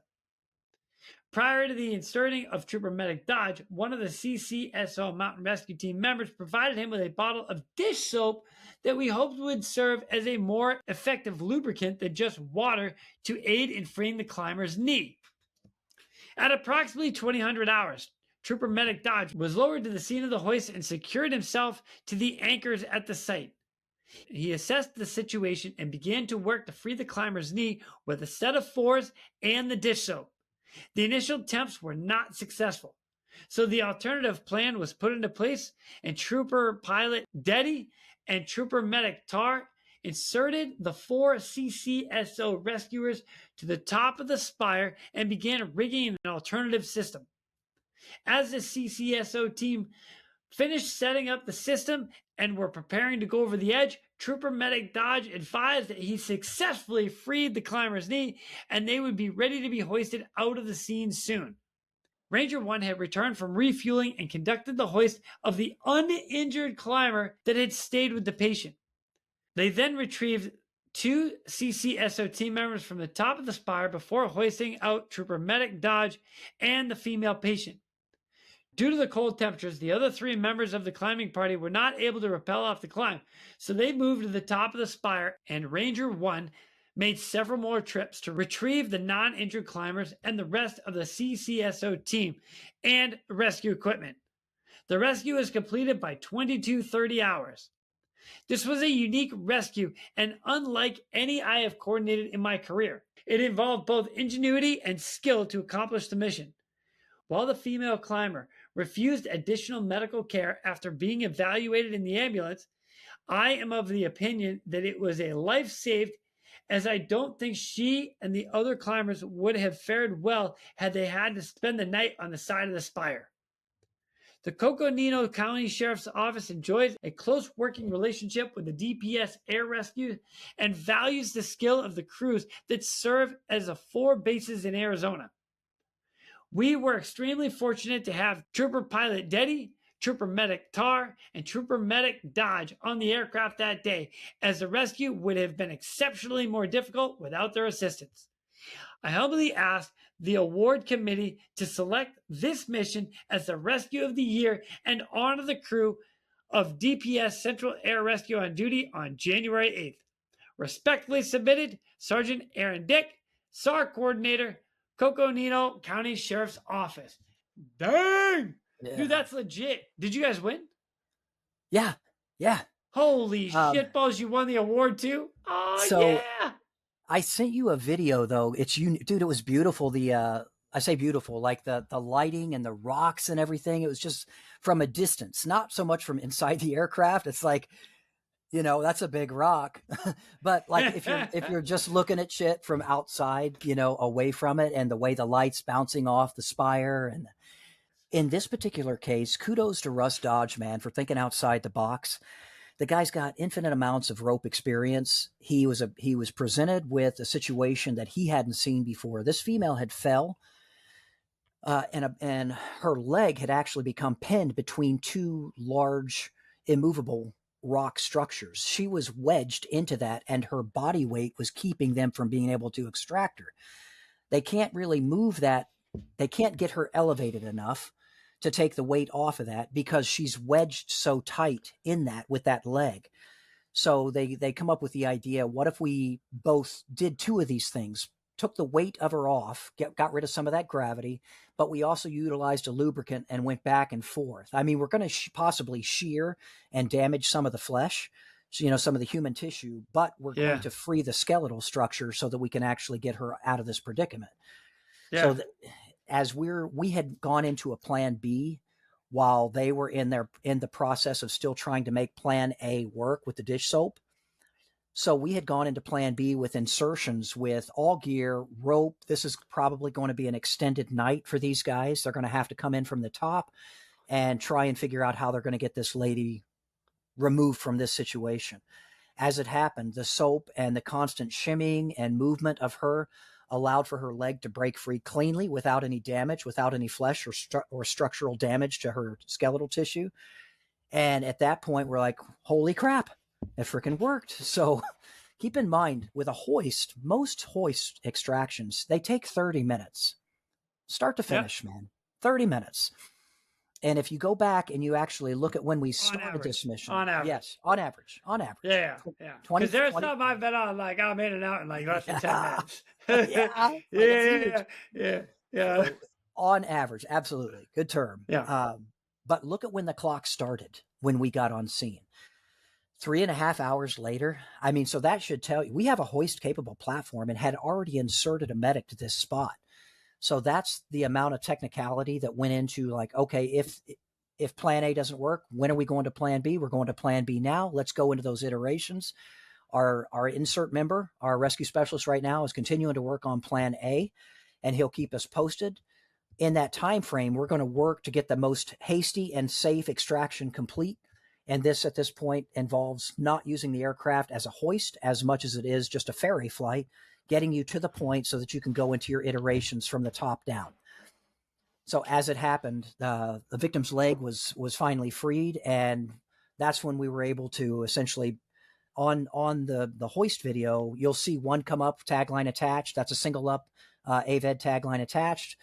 We fly back to CP, drop him off, and then we go into the extractions from the top of Victoria Spire, from the pinnacle. We go into those extractions with gear, get those guys down to the CP, and then we come up and we finish it all off by removing Russ and the patient, who refused medical because she came out unscathed. It was a good call, man. Good call. Yeah, Jeez, they gave a nice wooden plaque. Thank you to Jeff Love. You know, that brother, he's a brother in arms that, you know, he read this call and he's like, holy shit, man, that's some technical stuff, man. So he put that at the top of the pile for that particular year. Aaron Dick, thanks, man. Thank you, Aaron. You know how I feel about you, dude. You're freaking phenomenal. I love it. I got a question. Where did the soap come from? Like who has dish soap on them on the side of a mountain? Like what? Well, did I tell you Russ Dodge is a Marine, right? Okay. So he probably packed stuff like that in his bag for fun. No, I'm kidding, Russ. You know I'm kidding, man. Oh, that's funny. So I asked Russ that later, like, where'd you get the freaking soap, dude? And he's like, it was one of the search team members had it in their vehicle. Probably like doing like a hasty horror bath or something when you get out on extended calls. Yeah, you know what I'm saying? Yeah. Or cleaning camping gear or whatever. Yeah. Okay, no, that makes more sense. Yeah. Hey, I'm gonna give you this like Dawn dish soap. Good luck. Darrell, I've got literally like one more, and what a way to end it, because this is the last story I'm going to ask you for. And again, another letter from the family. And here's what this one says. Message to Arizona Department of Public Safety. In late March, my partner and I were traveling deep into the backcountry northwest of Wickenburg. During our travels, my friend got the back end of our Jeep Rubicon stuck in a deep ravine washout. He used a high lift jack and other tools to raise the back end of our vehicle. While attempting to drive forward, he got stuck worse, and in a manner we could not manage our own rescue. He managed to text emergency service and request for off-road recovery service to be sent. They said they had one, so we settled in for a wait. A few hours later, my partner asked if they had an ETA for us. The reply was they were still working on our case. We were surprised to hear this and pretty well figured there wasn't anyone on the way. The afternoon passed, then the late afternoon and evening. Finally, darkness arrived. Both of us were certain no recovery vehicle was coming to pull us out after dark. To rest in the vehicle was too dangerous, so we slept in the dirt road. My partner had a mat which helped him. I simply rested with my back against the clay mountain side. We had water, food, and most importantly, clothing to keep us warm. We were blessed in that the nighttime temperatures were a bit higher. A few weeks earlier, the same area was below freezing.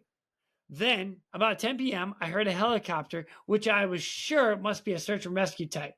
I grabbed my flashlight and aimed at the helicopter when it came into view. The crew blinked the spotlight and indicated they saw me. Eventually, they landed and took us to Glendale Airport. The crew was professional and very competent. I wish to extend my thanks to the Arizona Department of Public Safety. Sincerely, Richard Macy. P.S. I would like to specifically mention the great crew who rescued us. Pilot Darrell Detty, medic Rich Ellis, and medic Eric Tarr. Right on, dude. Guys go freaking 4x4 and get stuck, and then boom. How do you guys even get the call for that? 911. It's like it'll go through the dispatch center and eventually it'll feed to us. But let's say that search has not been notified that there are missing people in their particular county. We have 15 counties in the state. Okay. Then it's incumbent on us to alert search that, hey, we're going to find somebody in your county. So we need to let those people know. But we get disseminated that information through your customary channels, right? Yeah, but this one's kind of interesting because they texted somebody to get rescue out, and then they're like, oh yeah, we're working on it, and then they're working on it, so they're getting ready to settle in because nobody's coming to their knowledge. So do you know if you got contacted by the people they were texting? Oh God, I'd have to go back and read that call, but what was unusual about that one is the amount of time that it took to relay that text to us, because we had not been particularly busy that day. In fact, we had a scheduled call with the president of what used to be the Arizona Highway Patrol Association, an absolutely phenomenal person who takes care of his troops to the nth degree, so kudos to him and shout out. We had that call scheduled, but ended up to where our time, because we were limited time, we had to reserve any additional time specific to life or limb. So that's when we had almost 6 hours of flying or something, like somewhere in there. We can't go more than 8. But that it took that long to get that text, from the time of the text all the way eventually through dispatch down to our telephone, for our telephone to ring. It was a long freaking time, man. But by the time we had gotten it, I just got to say, shout out to the 2 gentlemen there. They stayed next to their vehicle, because that particular area, you can go lost and missing without light sources very easily. You know what I mean? So for those individuals, and I've seen it too many times, and you have too, anybody in search, somebody has this bright idea that, what if I just went out and tried to find help? Would you just flush that can? That idea is junk. Don't do it. Do not do it. Stay next to the brightest, most visible thing. If it's a plane crash, stay next to the crash. If it's a vehicle crash, stay next to the crash. If it's a tent, dude, the tent stands out. If you have a signal fire, you don't get scared, man. We'll see that signal fire for 20 freaking miles. If you were able to make a fire, and there's been ample calls where we come in and we see 6 fires. So what are we going to do from the air at nighttime? We're going to circle over your fire, and we're going to wait for somebody to wave. If nobody waves, we're going to move to the next fire. Yeah, so don't think that we won't come for you. Give us the proper indication that you are in distress. Yeah. But stay next to that most visible, most lit, most usable feature for us in both day and nighttime. Right. And kudos to these guys. They did what they needed to do. It took a few passes in there. The winds were a little different there. And it was a darkened area out by Alamo Lake. So it took a couple passes to get in there. We finally got in. We were able to get flat pitch. We took a look at power when we did our power assurance check before we shot the approach. So we knew we could take both of them. So once we were on the ground and arrested, we knew that, okay, let's take them both at the same time. When we were talking about what are we going to do with these 2, their car is stuck, and we don't save people's cars. We just don't. We can tell you where you left it. Yeah. Here's a GPS. Beep. So what was funny is, on the way back, Eric reaches out on the, we have 2 cell phones, 2 phones in the 429. So we made the call from the aircraft to his sister. Hey, you, this is us. We have your brother in the aircraft. We're flying to Glendale Airport. What if you got that call, Jason? You'd have been like, shut the fuck up. What are you talking about? I'm so sick of this spam call bullshit. Yeah, right. And my sisters would be like, leave him, click. I'm just kidding. I love my sisters. So that's the call she got. So initially she hung up on us. Like, oh my you guys, God. Yeah. See, that's what, I mean, my sisters would do the same thing. What are you talking about? He's fine. Click. So then she starts, the sister starts asking these questions like, well, what's he wearing? What's his middle name? And I'm like, oh, for fuck. Like, why would we make this shit up? Why? That's hilarious. Yeah. But we get him back to Glendale Airport. We flew him right to the tarmac. Their family came in through the gate, and they're giving hugs and like, oh my God, what can we do to thank you guys? I'm like, letters are always good. Nice. So this was the last letter that I think I got, because this happened recently, like last year or something. Yeah, 2025. So again, there's other things that have kicked off, but that was the last letter, that came through distro for us, and a lot of other calls though, Jason. If we were to get into that, like, do you have anything to share? Brother, I got a lot of things I could freaking share. I really do. And it's things that I hope guys could take away, some are funny, some are not so funny, but how you train, and the mere fact that you'd never know what you're going to get if you train to that level of curiosity and potential, then you may be surprised, but you will certainly be ready. Yeah. So train to that level, right? Let me touch on that a little bit, because here's my take on some of that. Is that every every rescue I've ever been on, every call I've ever been, it's always been different. Everything. I've never had anything that's the same, right? You might get similar, but they're not the same. Like there's a dynamic part of it that's different. But if you can train the basics so well that you can do it in your sleep, you do it blindfolded. Yeah. Once you finish your basics, once you know that inside and out, now you can branch off and start doing other things. Perfect. But always come back to the basics. I love that. Yeah, that's perfect, man. Absolutely. And that up to and including just a helicopter pilot going out and learning and just re-practicing precision hover. Yeah. You know, because there's going to come a time you may be close to the wall and you need that precision hover. You may be like one time when Eric and I were trying to load this female off of a rock that we went out. Maricopa County was already with her. We saw her down there. We made the decision to go ahead and egress Eric. He's going to go over and we're just going to open up the right cabin door and we're going to ingress her that way. Right? Well, how about this one, Jason? There's a rocking motion in a 407 that has to be there during pre-flight operations, and it's designed to prevent the aircraft from getting into ground resonance. The aircraft must be able to rock on that aft cross tube in pre-flight. If it does not rock, that aircraft can be rejected for maintenance. Our aircraft rocked on that morning shift. When we went out and we took this call, though, Eric is ingressed. We go over to a rock to make it easier for blade clearance so nobody gets a strike, right? And now we've got ground clearance. So I put the aft right cross tube on this rock and I'm holding the hover with the rest of the aircraft essentially suspended, except for that right rear cross tube. Do you remember what I said about the aircraft needing to rock? Uh-huh. The aircraft couldn't rock. I took that ability away from the aircraft. Dude, I never saw this before. The aircraft tried to get into a ground resonance situation because I canceled out the ability of that rocking motion to keep it from getting into a ground resonance. So I had aft right pressure applied to the cyclic.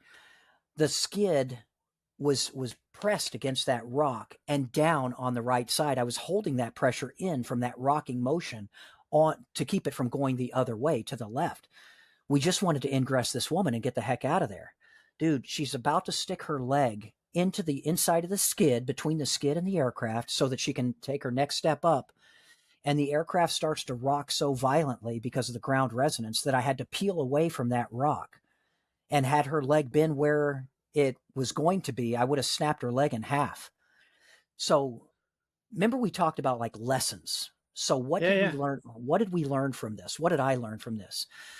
You can even get a Bell 407 into a ground resonance condition if you take away that rocking capability of the aircraft by pinning the aft portion of either side, left or right, against an object that cancels out the rocking capability of that frame.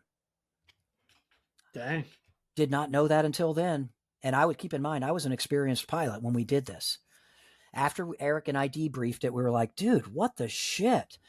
And we're like, you know where all this started from? We started going too fast. We came in and we looked at this like it was another basic call.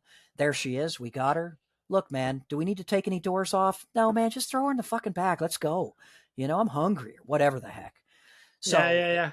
Eric gets out. We leave all the doors on, which delays us further with her getting in. We weren't expecting her to freeze up when she approached the aircraft. She did. So now Eric is literally trying to push this frozen person into the aircraft.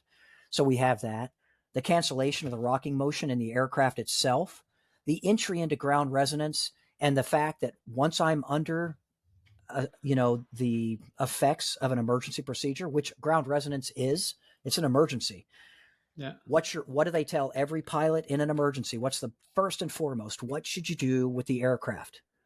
Fly that freaking thing. Fly it. Even I know it. I'm not a pilot. So in that case, we were that close to hurting somebody. We shifted gears, changed our speeds. We're like, hold on, man, slow down. Let's slow down. And we found another spot where I could get relatively flat pitch, and we did a ground load. You know what I mean? Yeah. But we just got going too freaking fast. Here, God, I know I have calls that you don't even know about that I haven't talked about. People are like cats. So what do I mean by that? I've had 2 separate calls, Jason, and one of them was life-threatening, where we responded down to the Catalinas. There was a single female hiker that was on the edge of the Catalinas who'd gone off trail, and she's shining her light at the fixed-wing Pinal County aircraft that's overhead. We come in, we're able to see her light because they handed her to us. We're going to do the extraction. We didn't have night hoist capability on this, so we knew this would have to be an insert via either hover or getting flat pitch or a 1 skid. So I'm shining the light to try and find a good spot to insert Eric. Eric Tarr and Rich Ellis are on this call. And I'm shining the light along the ledge. And this human cat starts walking, chasing my light. And I'm like, what are you doing? Stop it. Like, you're not even in this right now. You know? Oh my God. I'm now white lighting edges of this cliff wall to figure out where I can get this skid for an ingress, right? She gets even closer to the edge and she starts walking to within feet of the ledge. And I'm like, okay, we're done. This mission is over. This spot at this point in time is over. I'm not white lighting anything that's close to her because she will literally walk off the edge of this cliff. And keep in mind, it was slick. It was cold and it was slick, like icy around those edges. So we ended up changing gears and we did an insert, and I used the white light to basically walk Eric up to her as a target. It was, a couple 100 meters away. But what the heck? Yeah, dude, crazy. And calls like, again, I never wrote this shit down. This is like, I'm sharing this story because, guys, for these newbies that are out there, or for guys even that have experience, sometimes people don't react the way that you think they would, right? And if you shine your light, they may actually try and come to you. One of our bigger fires in the state of Arizona actually happened because the guy that was lighting the signal fires didn't think that people could see his signal fire. Dude, it's a signal fire. We have night vision goggles. We can see that thing for miles. So he lit another fire, and then another fire, and then another fire. And then he just burned down half the freaking forest. Literally. Oh my God. Yes. Yeah. What the heck? Yeah, what the heck are you doing, man? We needed those trees. Holy cow. Yeah. Oh. Dang. Yeah, Jason. That's it, man. It's good stuff. It's I'll tell you what, right? Fucking deep conversations, man. Yeah. We've been going for a while too. So I'm taken back with everything that you guys do out there. It just blows my mind.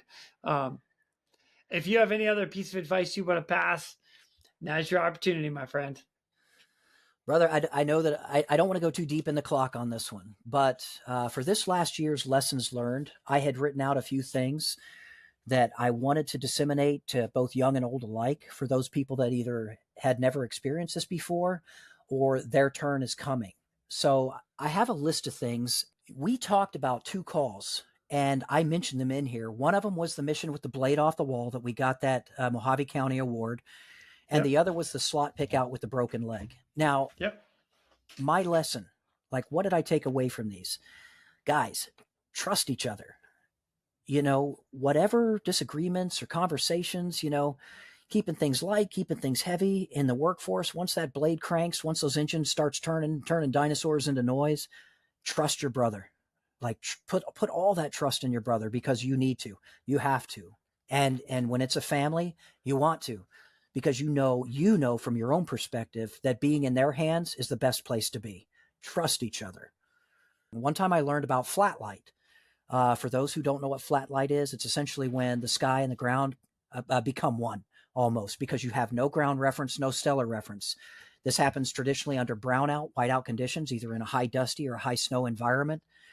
Experiencing that illusion real time, that's not the time that you want to figure out that you need to get back on your instruments. That's not the time that you realize that, you know what, we're in a day-night VFR program, but in these next 120 seconds, I'm going to try and figure out how to get out of this visual illusion and refly this aircraft. Guys, train for the, like Jason said, get those basics down. When we're teaching guys how to shoot with AZ Post, with any law enforcement agency, you start with the basics. So what are we talking about? Grip, sight alignment, trigger control, the basics. And then we start moving into the heavier shit.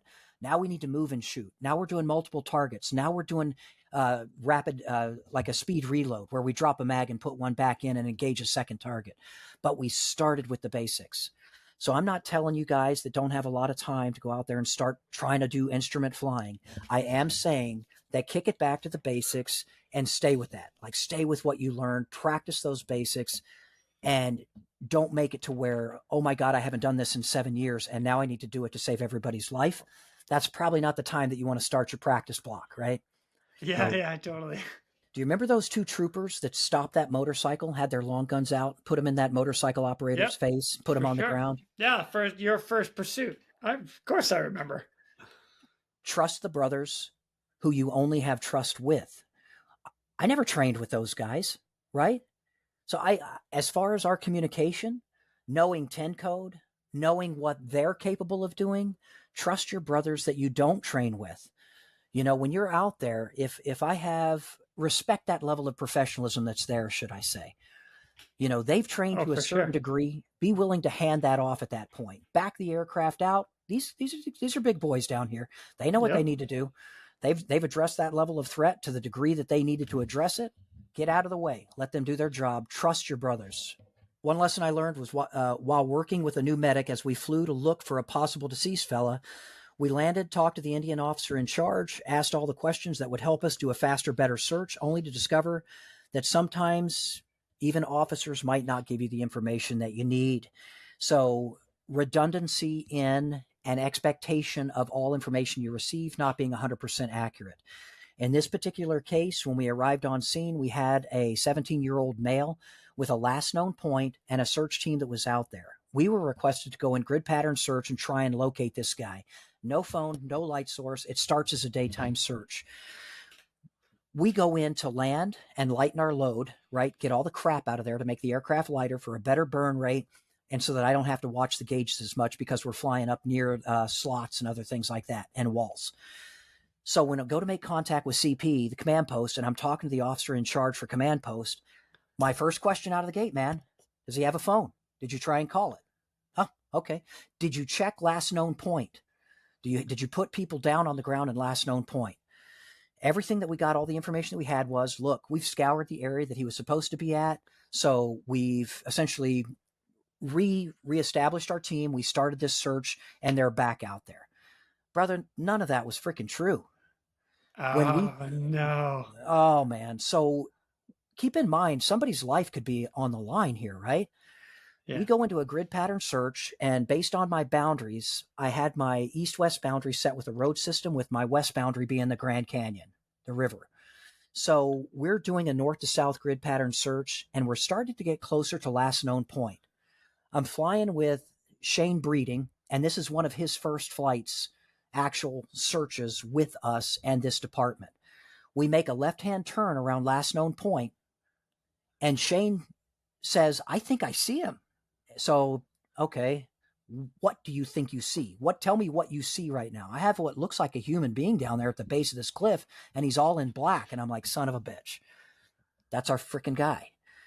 But he had expired, but had PD not misinformed us that they had actually gone in there and searched that area, right? Which that's what they told us. Then we would have gone to last known point first, and we could have saved a lot of people a lot of time. You know what I mean? Wow.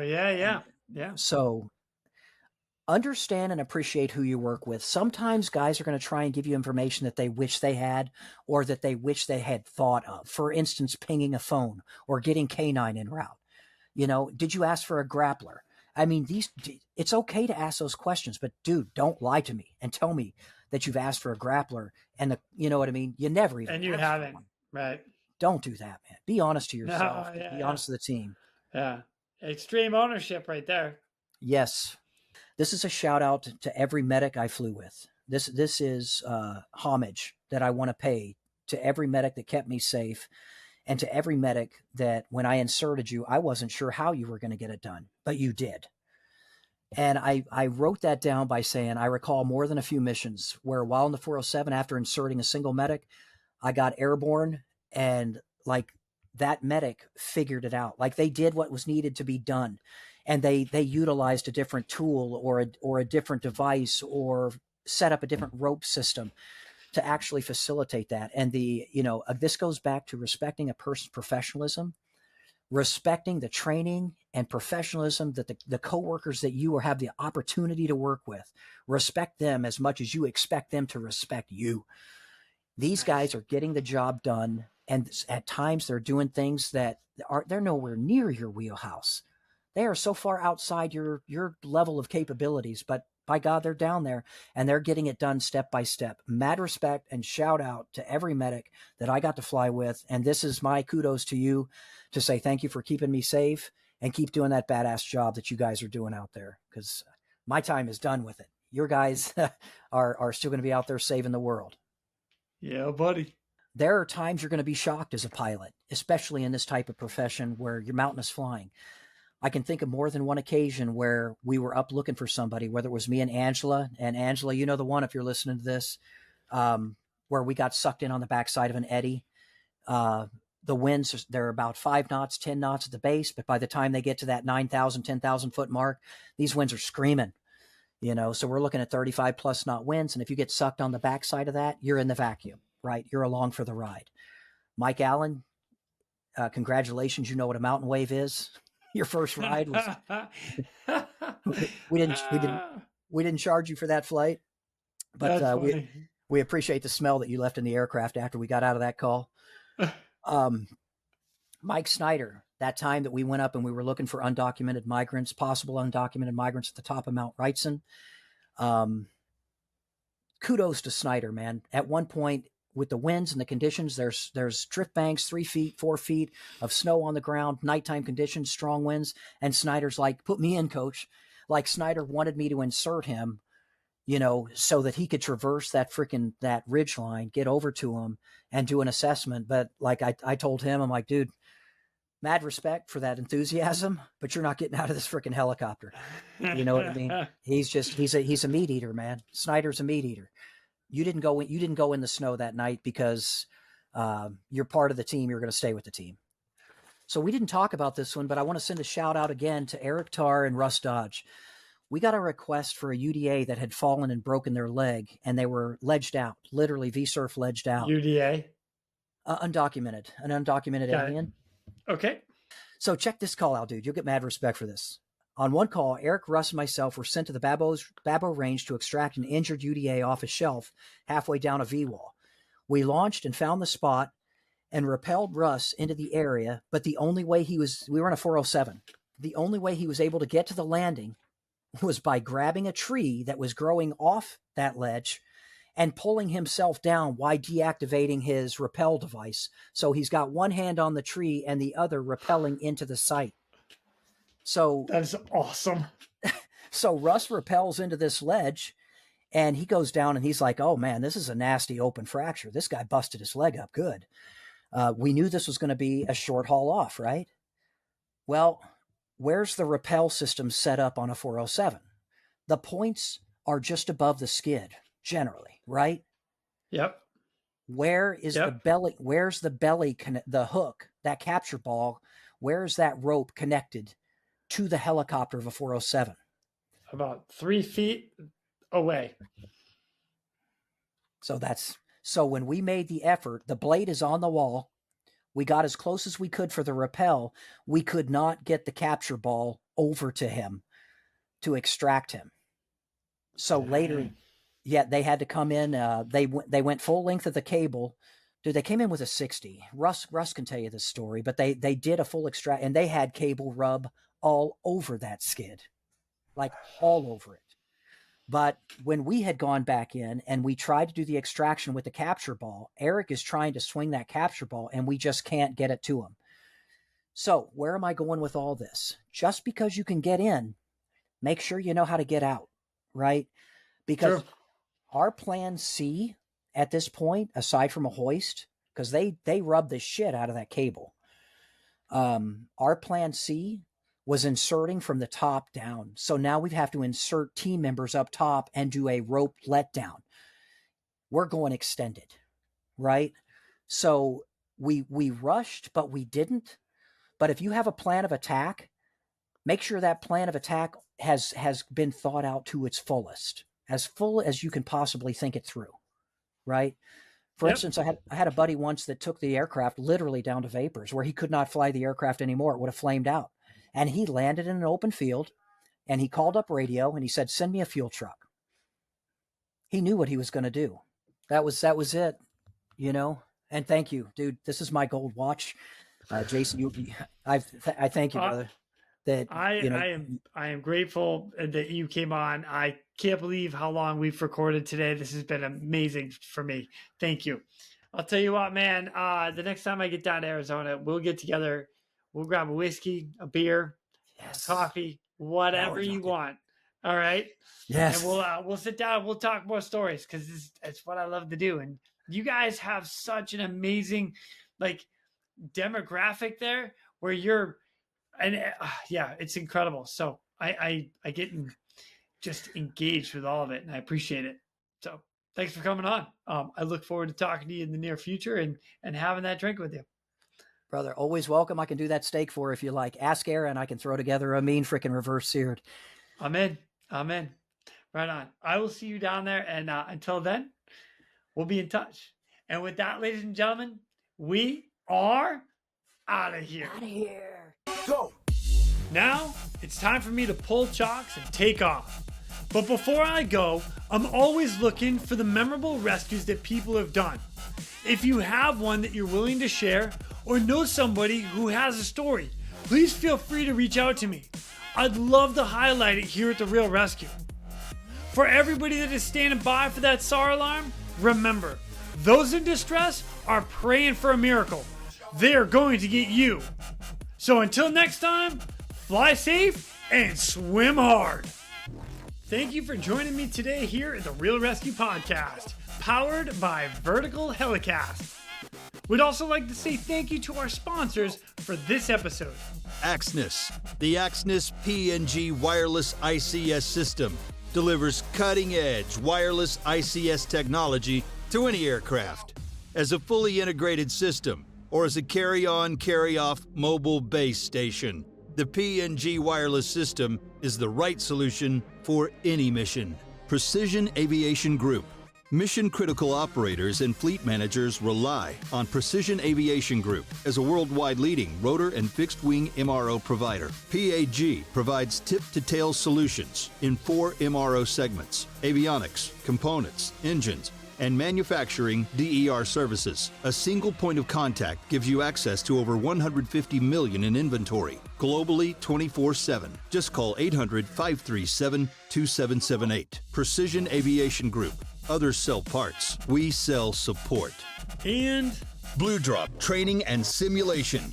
Blue Drop Training and Simulation for equipping your team with essential training solutions, including highly interactive courseware and advanced VR/MR simulation training tools. Explore more of Blue Drop's training solutions at bluedropts.com.